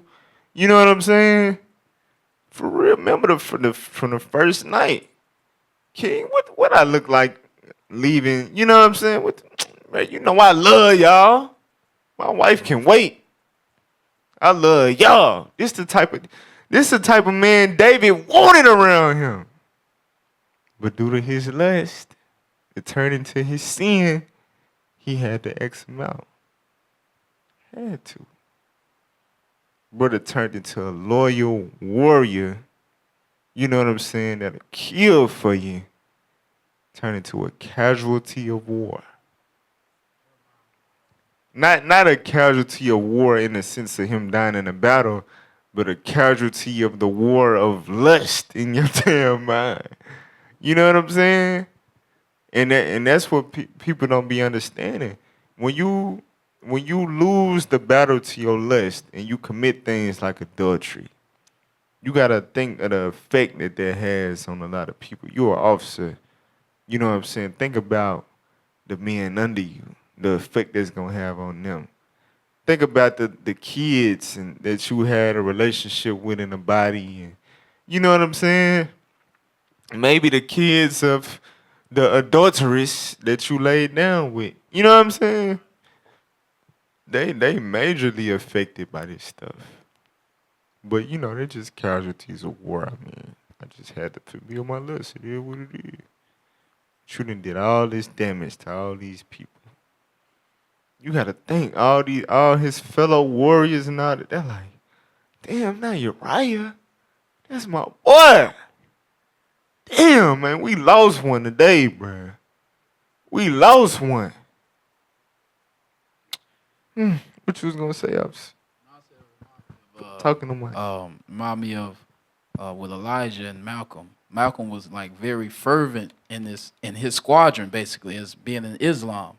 So anything that was concerning wicked to him, he didn't want to hear it.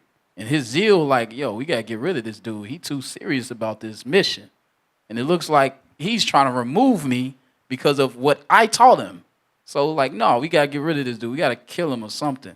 Cause he doing too much. You created that though.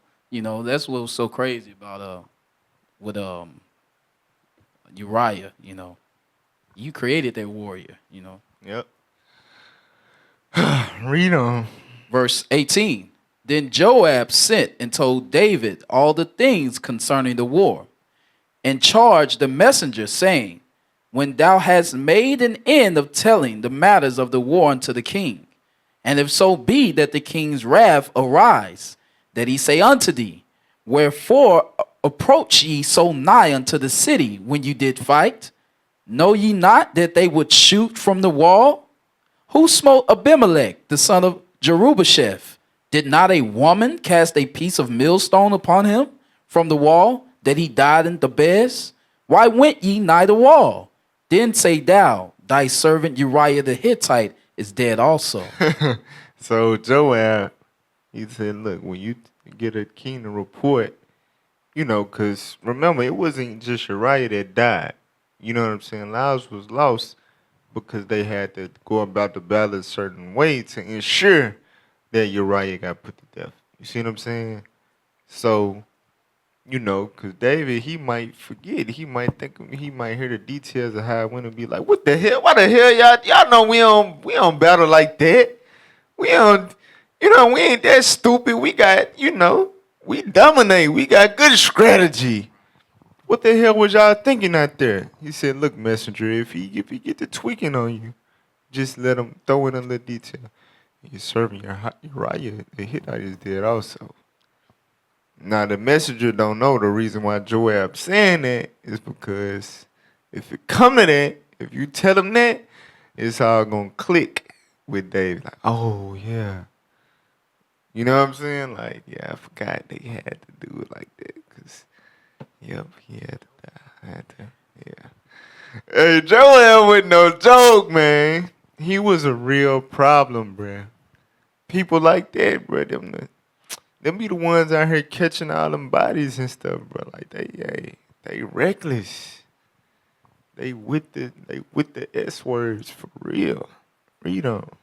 So the messenger went and came and showed David all that Joab had sent him for. And the messenger said unto David, surely the men prevailed against us and came out unto us into the field, and we were upon them even unto the entering of the gate. And the shooters shot from off the wall upon thy servants, and some of the king's servants be dead, and thy servant Uriah the Hittite is dead also. Your servant Uriah the Hittite, your servant. People the messenger knew. Your servant, your guy, one of your good buddies. It said some of the king's servants be dead, and also Uriah the Hittite. He was a notable warrior. He died too. We lost him too. All right. Get 1 Ezra chapter 4, verse 26. The book of 1 Ezra chapter 4, verse 26. Yea, many there be that have run out of their wits for women and become servants for their sakes. So it says many have run out of their wits for women. Wits. Can we get the definition of wits real quick? I'm sorry. Let's get the definition of wits. W-I-T-S. Wits. Many have run out of their wits for women. The definition of wit: mental sharpness and inventiveness, keen intelligence. You know what they go with, right? They go with Susanna when it said they perverted their own mind, that they would not remember just judgments. You got to think David had real deal mental sharpness, keen intelligence. He was a prophet of the Lord. Guess what? All that went out the window. Bathsheba. I seen Bathsheba taking a bath. And she, boy. Sheesh. He lost all mental sharpness. And he thought, you got to think, he thought he had some wisdom to try to get away with it. The Lord made sure, no. Hell no. For real. Go back to first address. Many have lost their good common sense, their intelligence over women. Damn. Read it again. First Ezra chapter 4, verse 26. Yea, many there be that have run out of their wits for women. You know what that's? Oh my God. All the precepts that I know. You gotta think, bro. That's how powerful that demon is. The beauty of a woman, you get to, man, I'm telling you, bro. The eyelids, the body, the skin, the walk, the talk. That's why he said don't deal with a singer. Don't hang around singers too much. I'm telling you, the voice of a woman, it will make you lose your damn mind. There's so many elements to the beauty of a woman. It said a man will go out of his wits. All the precepts, all the breakdowns, out the damn window. I'm telling you. That's why Paul was in the spirit. Said, let the women adorn themselves in modest apparel with shamefacedness and sobriety. I'm telling you, shamefaced. That's okay. The modest apparel is one thing, but you gotta be shamefaced. You gotta walk around like you ain't trying to be looked at. You know what I'm saying? For real, because I'm telling you, the beauty of a woman would drive a man insane. You know, and it's just charity. You know, some sisters, they watch and they like, this shit, they better get that shit together because I'm going to rock my earrings. I'm going to be cute. I ain't inviting no man to lay down with me. You got to have charity, sis. I'm telling you, you know you pretty. You know you, man, just look, stay out of your brother's face. So when you is in their face, you know, putting in work, serving, whatever the hell, be mindful. Be shamefaced because brothers, they get to looking, they get to watching, they get to fantasizing, they get to thinking, they get to plotting, they get to scheming. And your ass mess around be Bathsheba. You know what I'm saying? Have another man's seed in your stomach. All right? Go back to first address. Read it again. First Ezra chapter 4, verse 26. Yea, many there be that have run out of their wits for women and become servants for their sakes. And become servants for their sakes. Role reversal. For real. What you want me to do for you? This R&B in the Bible. I drank your bath water. Nah. Stop it. Stop it. Let's not go there. But anyway, become servants for their sake. You submitting to her. What you need me to do? There's so many song lyrics for this scripture, bro. Damn. All right, read on. Verse 27. Many also have perished, have erred, and sinned for women. Many have perished, erred, and sinned for women. That's a, bruh. As a man, you gotta look at this scripture and you gotta put on the whole armor of God. I'd be damn. I'd be damn not go out like that. You know what I'm saying? For real. You know, hey, I love my sisters. You know what I'm saying? I love y'all. But hey, I'm gonna be applying the hell out some Sirach 9, some Job 31. You know what I'm saying? Cause I'd be damn. I go out like that. For real. It's the mindset you gotta have. And don't be, like I said, you know, this was King David. The Spirit of the Lord was upon him, brothers. Don't be ignorant. Do not be ignorant. All right? Go to Sirach 41. We almost done. So, yeah, we done read. We done got through probably like 20% of the scriptures I had written down. So yeah, I'm gonna have to wrap it up. I might not do a part 3 because I got a lot of good stuff left that we didn't get to bring out. But we finna wrap it up though. Sirach 41 verse 17. The book of Sirach, chapter 41 and verse 17.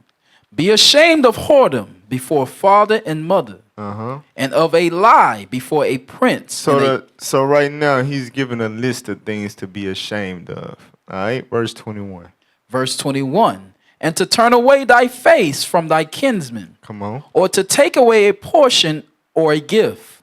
Or to gaze upon another man's wife. Woo!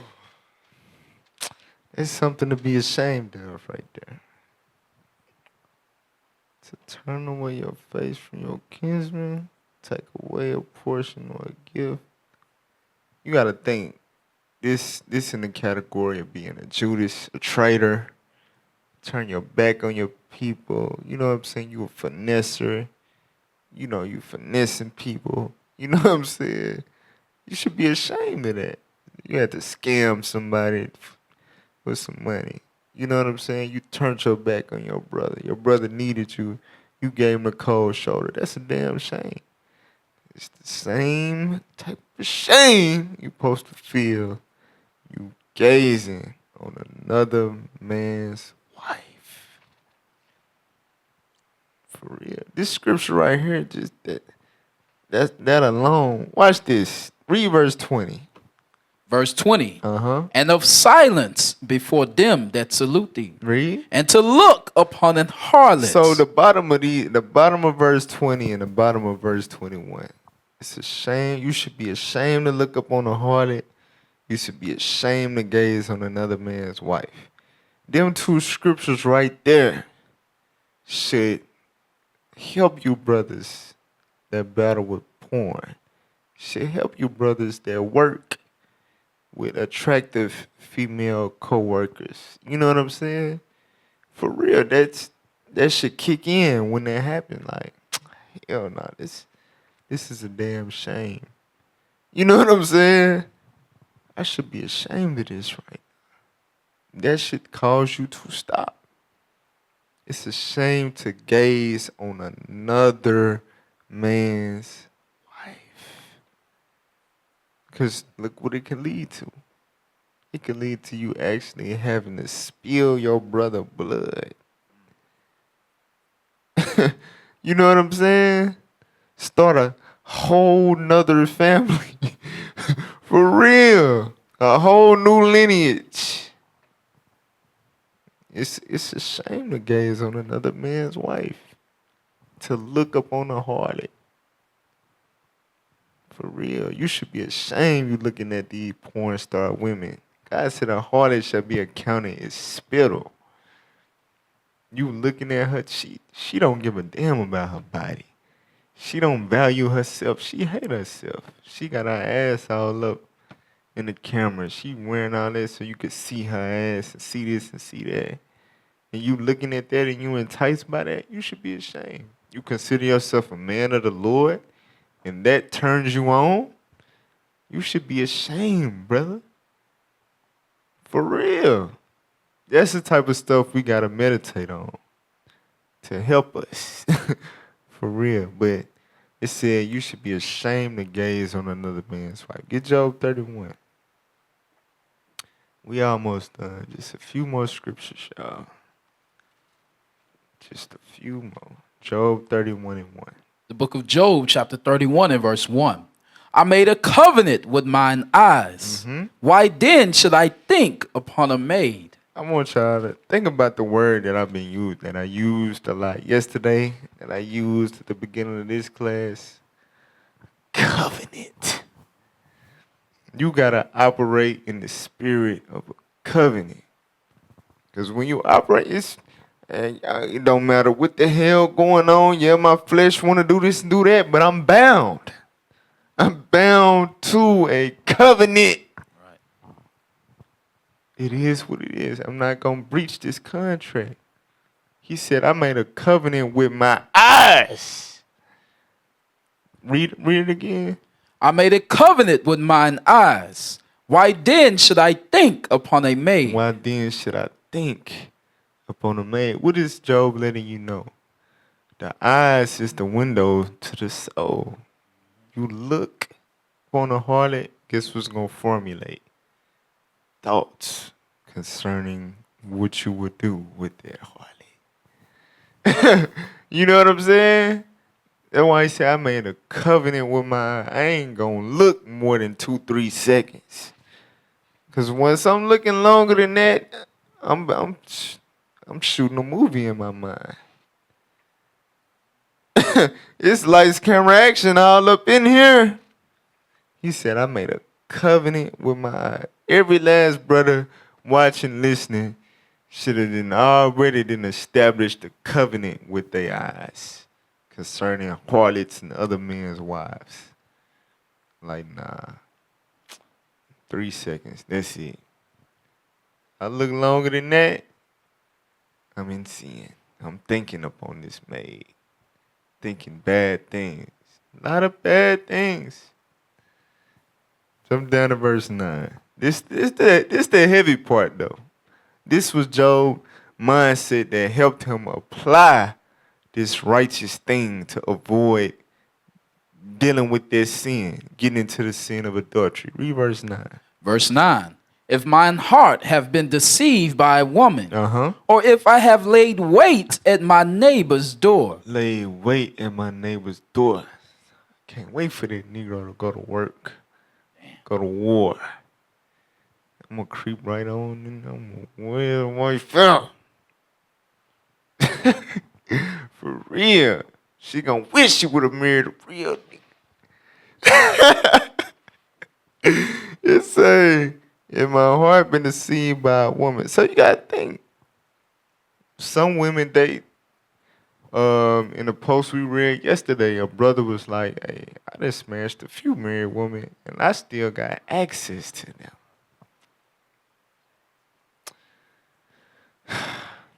So brothers, it's beyond you just making a covenant with your eyes. You got to be mindful that there's sisters out here, you know, mainly in the world, but there might be some Bathshebas in here and some damn, you know, in the body. You got to be mindful. Remember, it's women out here that will deceive you. Hey, yeah, my Lord goes here, goes there. You know, he wants you to come and cut the yard or work on, you know, such and such in the house. And you get in there, she got her damn nightgown on, her little robe. You know what I'm saying? It's, you know, fans on in the house. She walking by, just blowing the robe all over the place. You done been deceived by a woman. You couldn't wait till he left to go over there and spend some time with his woman. And that's exactly what she wanted you to do. Telling you, bro, Lester how you being naive like that. Like, oh no, we ain't gonna that's my sister. Alright. Alright. Read verse 10. Verse 10. Then let my wife grind into another. Job said, if the devil hop on me that bad till I wait at my neighbor's door, my brother, you know what I'm saying? That trust me, that wouldn't think I would ever do such a thing. If I was the devil hopped on me that bad, then let another dude grind on my wife. Yeah. Let Pleasure P find his way in my damn bedroom with my wife then. For real. Grind on me. For real. Let a man do that with my wife. If I do that with another man's wife. Read. And let others bow down upon Let her. another man blow her back out. Bow down upon her. That's a, you know what I'm saying? That's a different type of stroke right there. If I do that to another man, let a brother kill my wife, Cooter. For real. Beat it down.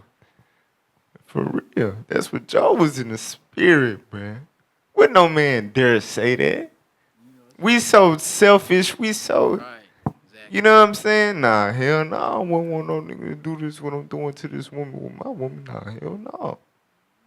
Joe said, look, if I get the devil on me to do that, man, have a brother that beat the walls down.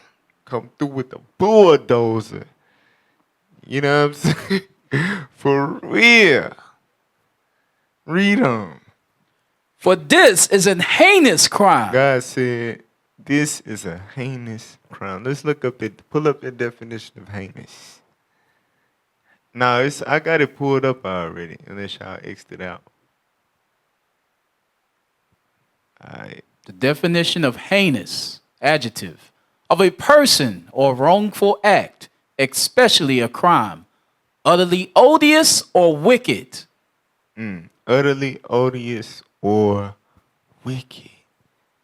Wicked, evil, atrocious, monstrous, disgraceful, abominable, reprehensible, abhorrent, awful, outrageous, hateful, inexcusable. Inexcusable. Unforgivable. Hey, read that again. Take that off the screen. Let's see what Job said about adultery. Read it again. Verse 11. For this is an heinous crime. Uh-huh. Yea, it is an iniquity to be punished by the judges. By the judges. They should have the authority to have you stoned. That's what Job's saying. So think about it. This is a heinous crime. It say inexcusable. Now, y'all might have thought that I went away from the story of David. No, we still on it. We still on it. Just showed y'all, he went out his wits. He sinned for the sister. He committed the sin with her and then sinned for her. Killed her damn husband. Right? He was gazing up on another man's wife. But Job said, look, if I was to do that, let another man beat my wife box down. All this stuff is still relating to the story of David. Let's go back now. 2 Samuel chapter 12. It didn't just end there. Uriah died. David, whoo. All right. Nah, hell no. It was not over. For real, the scriptures came to life. 2 Samuel 12 and 8. The book of 2 Samuel, chapter 12 and verse 8. And I gave thee thy master's house, and thy master's wives into thy bosom, and gave thee the house of Israel and of Judah. And if that had been too little, I would moreover have given unto thee such and such things. So here you got the prophet Nathan in there talking to David. You And he's speaking, thus said the Lord. And it just goes to show you, like, the adultery, yes, the act was it was with your brother's wife, you know what I'm saying? But when it was in your mind, you made up your mind to do it. You disregarded me. You know what I'm saying? That's what the Lord is saying. Look, I gave you multiple wives already. I gave you everything your heart desired, and if that wasn't enough, all you had to do was holler at me, and I would have gave you whatever you wanted. This the Lord. Look. This is me and your relationship right here, David. You think you just betrayed Uriah? No. When you made up your mind to do it, you forgot about me. You forgot about me. David, you my servant. You put in much work for me. I would have worked it all out for you, bro. You know what I'm saying? When you made up your mind to do that evil against me, I'm telling you that, dog. That's why Christ said what he said. It's you committed in your mind, really with the Lord. For real. Keep reading, verse 9. Verse 9. Wherefore hast thou despised the commandment of the Lord? You despised Exodus 20 and 14. You despised Exodus 20 and 17. You despised the commandment of the Lord. Hell, you despised Leviticus 19 and 11. You despised the Exodus 20 and 13. You know what I'm saying? You despised all of these things. For real. Despised the commandment of the Lord. To do what? To do evil in his sight? To do evil in his sight. Pretty sure he didn't invite nobody in to see how he was smashing Uriah's wife. You know what I'm saying? I don't think they had cameras. I don't think he made a flick out of it like R. Kelly or nobody. You know what I'm saying? So, as far as men goes, it was just him and her in the room. Right? But look what the Lord said. You did this evil in my sight. You might have been able to hide it from the nation of Israel. But I was looking the whole damn time. The whole entire time. My eyes was on you. Read. Thou hast killed Uriah the Hittite with the sword, and hast taken his wife to be thy wife, and hast slain him with the sword of the children of Ammon. You. Not only did you take your brother out, you did it by the hand of the Ammonites, your enemy. You gotta think. Remember Saul had Doeg the Edomite kill all the priests. You remember that? Like, David, you turning into the nigga that I replaced with you. You see what I'm saying? You turning into that nigga. The reason why you king now, that I had to move out the way. You turning into him. Read. Now therefore, the sword shall never depart from thine house, because thou hast despised me, and hast taken the wife of Uriah the Hittite to be thy wife. So it said, you have despised. Notice what the Lord is saying, the order in which he addressing him. You despised the commandment of the Lord to do this evil and kill Uriah and XYZ. He said, you have despised me and taken away. It starts with you betraying the Lord first in your minds. Hosanna 1 and 9. You're not looking into heaven. You're not remembering just judgment. In order for you to do these evil things towards your brethren, you gotta make up your mind to betray the Lord first. You gotta make it up in your mind, like, to hell with your commandments. And then you do the evil with your neighbor or against your neighbor. You see what I'm saying? You gotta make up your mind to despise the Lord first. Hatred and idolatry. All sin boils down to them two. Read on. Thus saith the Lord, behold, I will raise up evil against thee out of thine own house. And I will take thy wives before thine eyes. I will do what? And I will take thy wives before thine eyes. God, he telling him his judgment. I'm going to take your wife. Remember what Job said. If I was to do this, let a man bust down my wife. Damn. God said, hast thou not read, Job? You don't know me? Guess what? Since you done did what you did, I'm going to take your wives and do what? And give them unto thy neighbor. And do what? And give them unto thy neighbor. The cold part was he didn't tell him who the neighbor would be. We going to show him. We ain't going to jump the gun, though. But he didn't tell him which neighbor. It could have been, a servant in the castle. It could have been Joel. You know what I'm saying? It could have been, just a regular old Israelite somewhere around the corner. Neighbor. That's vague. That's vague. I'm going to give your wives to your neighbor.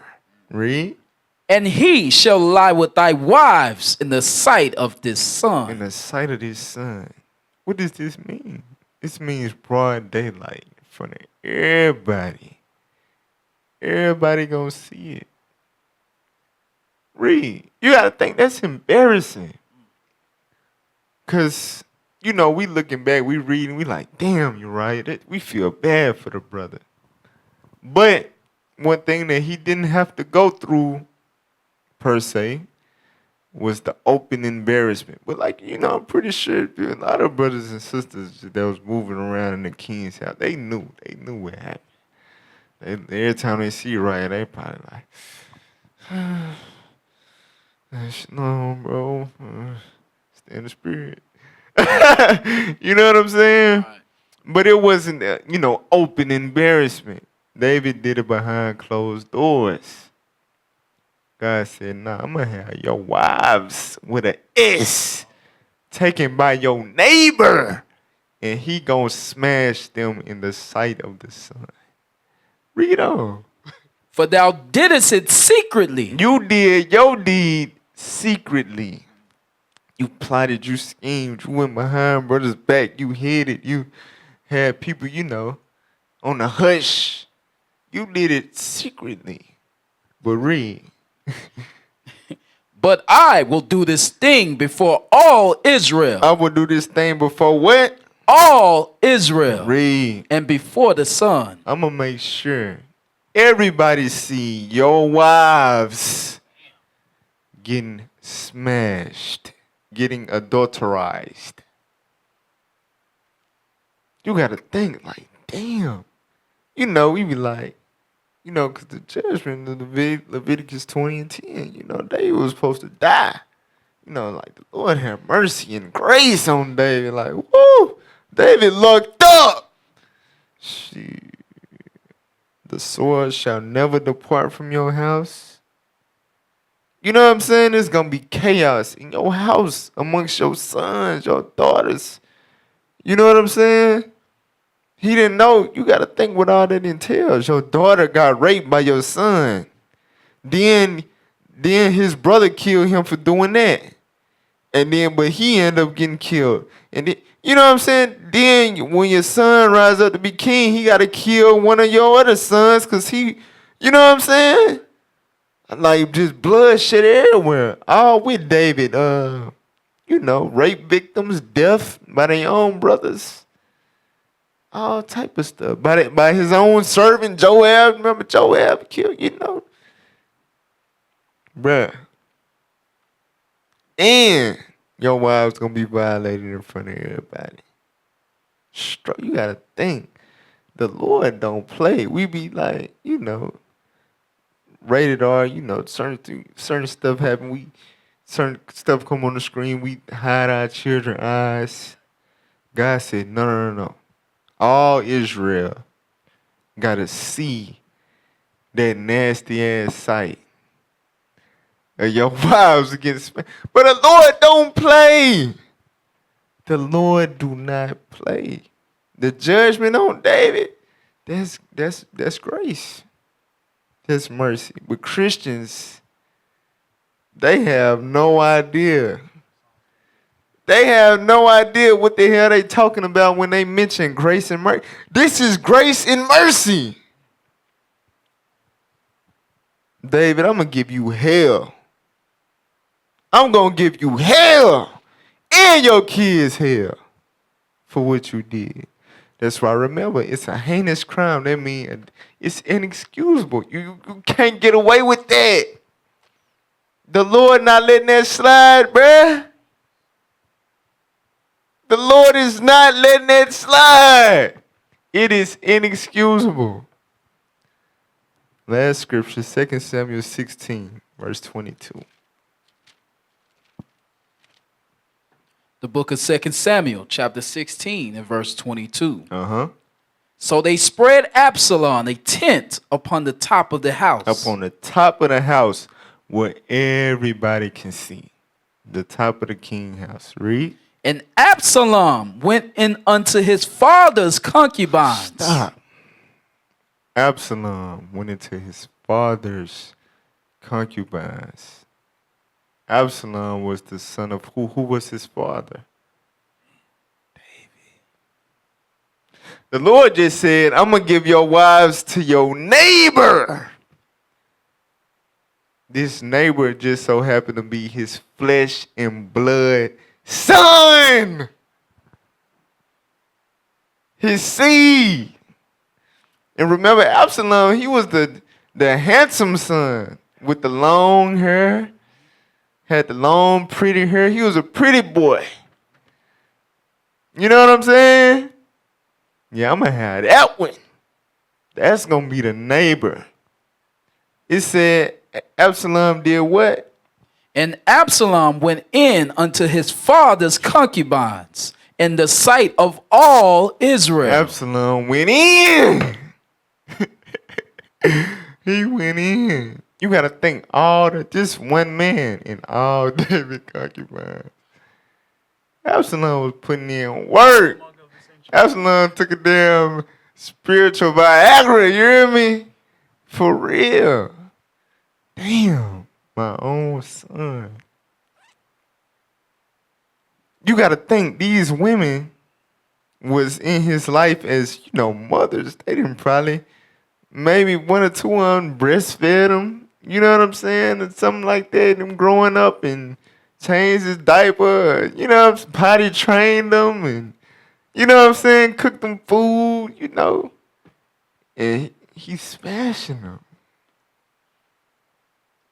Smashing them. And this was of the Lord. This was of God. Saying on the mic. No, I'm just thinking, like, you know how Bathsheba was naked on the roof. In most houses, I'm gonna think about thousands of naked women going into one place and coming out naked, and everybody see that. Like, that's crazy. That's crazy as hell. Damn. Yeah. This man's son. That was his judgment. So we gotta consider stuff like this. These demons get on us and we get to lusting after harlots and other men's wives and stuff like that. Brothers, it's a price to pay. It's an inexcusable sin. It's a heinous crime. It's always going to be a price to pay. Brothers can't stone you or nothing. I'm telling you that it's going to be worse. That's a worse judgment. Think about what the Lord, think about this. Think about this moment. Your wives being defiled by your own son in front of everybody. Everybody. Then your daughter then got raped and the brothers killing each other. Chaos, hell in your household for generations. Yeah, you might look, Lord, let me bear my sin so that won't none of that happen. You know what I'm saying? It's worse than just taking a death for yourself and your blood being upon you. You know what I'm saying? But this is the grace and mercy that we, are so thankful for. You're going to fall into the hands of the Lord, man. It's going to be ugly. And for you sisters, too. Hey, how much worse would it be for y'all, guys? Y'all reminded of things y'all done did every month. You know what I'm saying? David sin ain't get us no damn period, nah. For real, y'all already, hey, I'm telling y'all, the Lord didn't mark y'all. So just imagine y'all fall into that, man. Look, Lord gonna jack y'all ass up, boy. For real. So we all gotta be mindful of this stuff, meditate on this stuff. We got to think about this continuously, because as the world grow more wicked, and there's more images pushed and all, I'm telling you, if I just put my damn Facebook timeline like this to the camera and scroll through it, eventually y'all going to see some damn ass. It's going to be an ad, it's going to be an app, it's going to be something that would just pop up for no damn reason. That's the world that we living in. So with that being said, and this flesh ain't going no damn where. A lot of brothers, we came from the world, we done it, we know how it feel to smash women that we not married to. So that flesh, that desire is always there. And it's only going to grow stronger and stronger in the world as far as being pushed on you. So we got to constantly push these scriptures, these stories, the things written aforetime to the forefront of our minds. Because I'm telling you, bro, this demon is not regular. It's not a regular demon. All right? So look, Most High in Christ bless, shalom. Pray y'all was edified. Shalom. Appreciate y'all for tuning in. Pray y'all took good notes. And stay in the spirit. All right? There's more demons to come. I'm telling you, look, we got to dive deep into this stuff. We not just going over the same little basic stuff, the same little precepts and all of that, just reading them and not. Nah, we gonna start dissecting this stuff. If sin and the desire to do evil grow stronger, guess what? Our understanding gotta grow stronger. We gonna paint the picture. We gonna make it vivid and clear for our help to help us. You know what I'm saying? So be ready. There's going to be more topics like this and etc. So all praise to the Most High God for that. Shalom. We used to scream black power while Heron was pushed. But at the end of the day, nothing's in vain. IUIC has been given a vision. The tents of Judah has risen. Many has attempted the mission, minor murmuring, omitting, and missing the mark. Just reading that he had the flame of fire in his eyes gave us the spark. We on Paul's mission. We out on the road, purple and gold, from Mexico, Cuba, Haiti, Ghana, Sierra Leone. 144,000 boots banging, concrete crackling. These are our men repented at heart. The scriptures is proof. IUIC, we deliver the truth.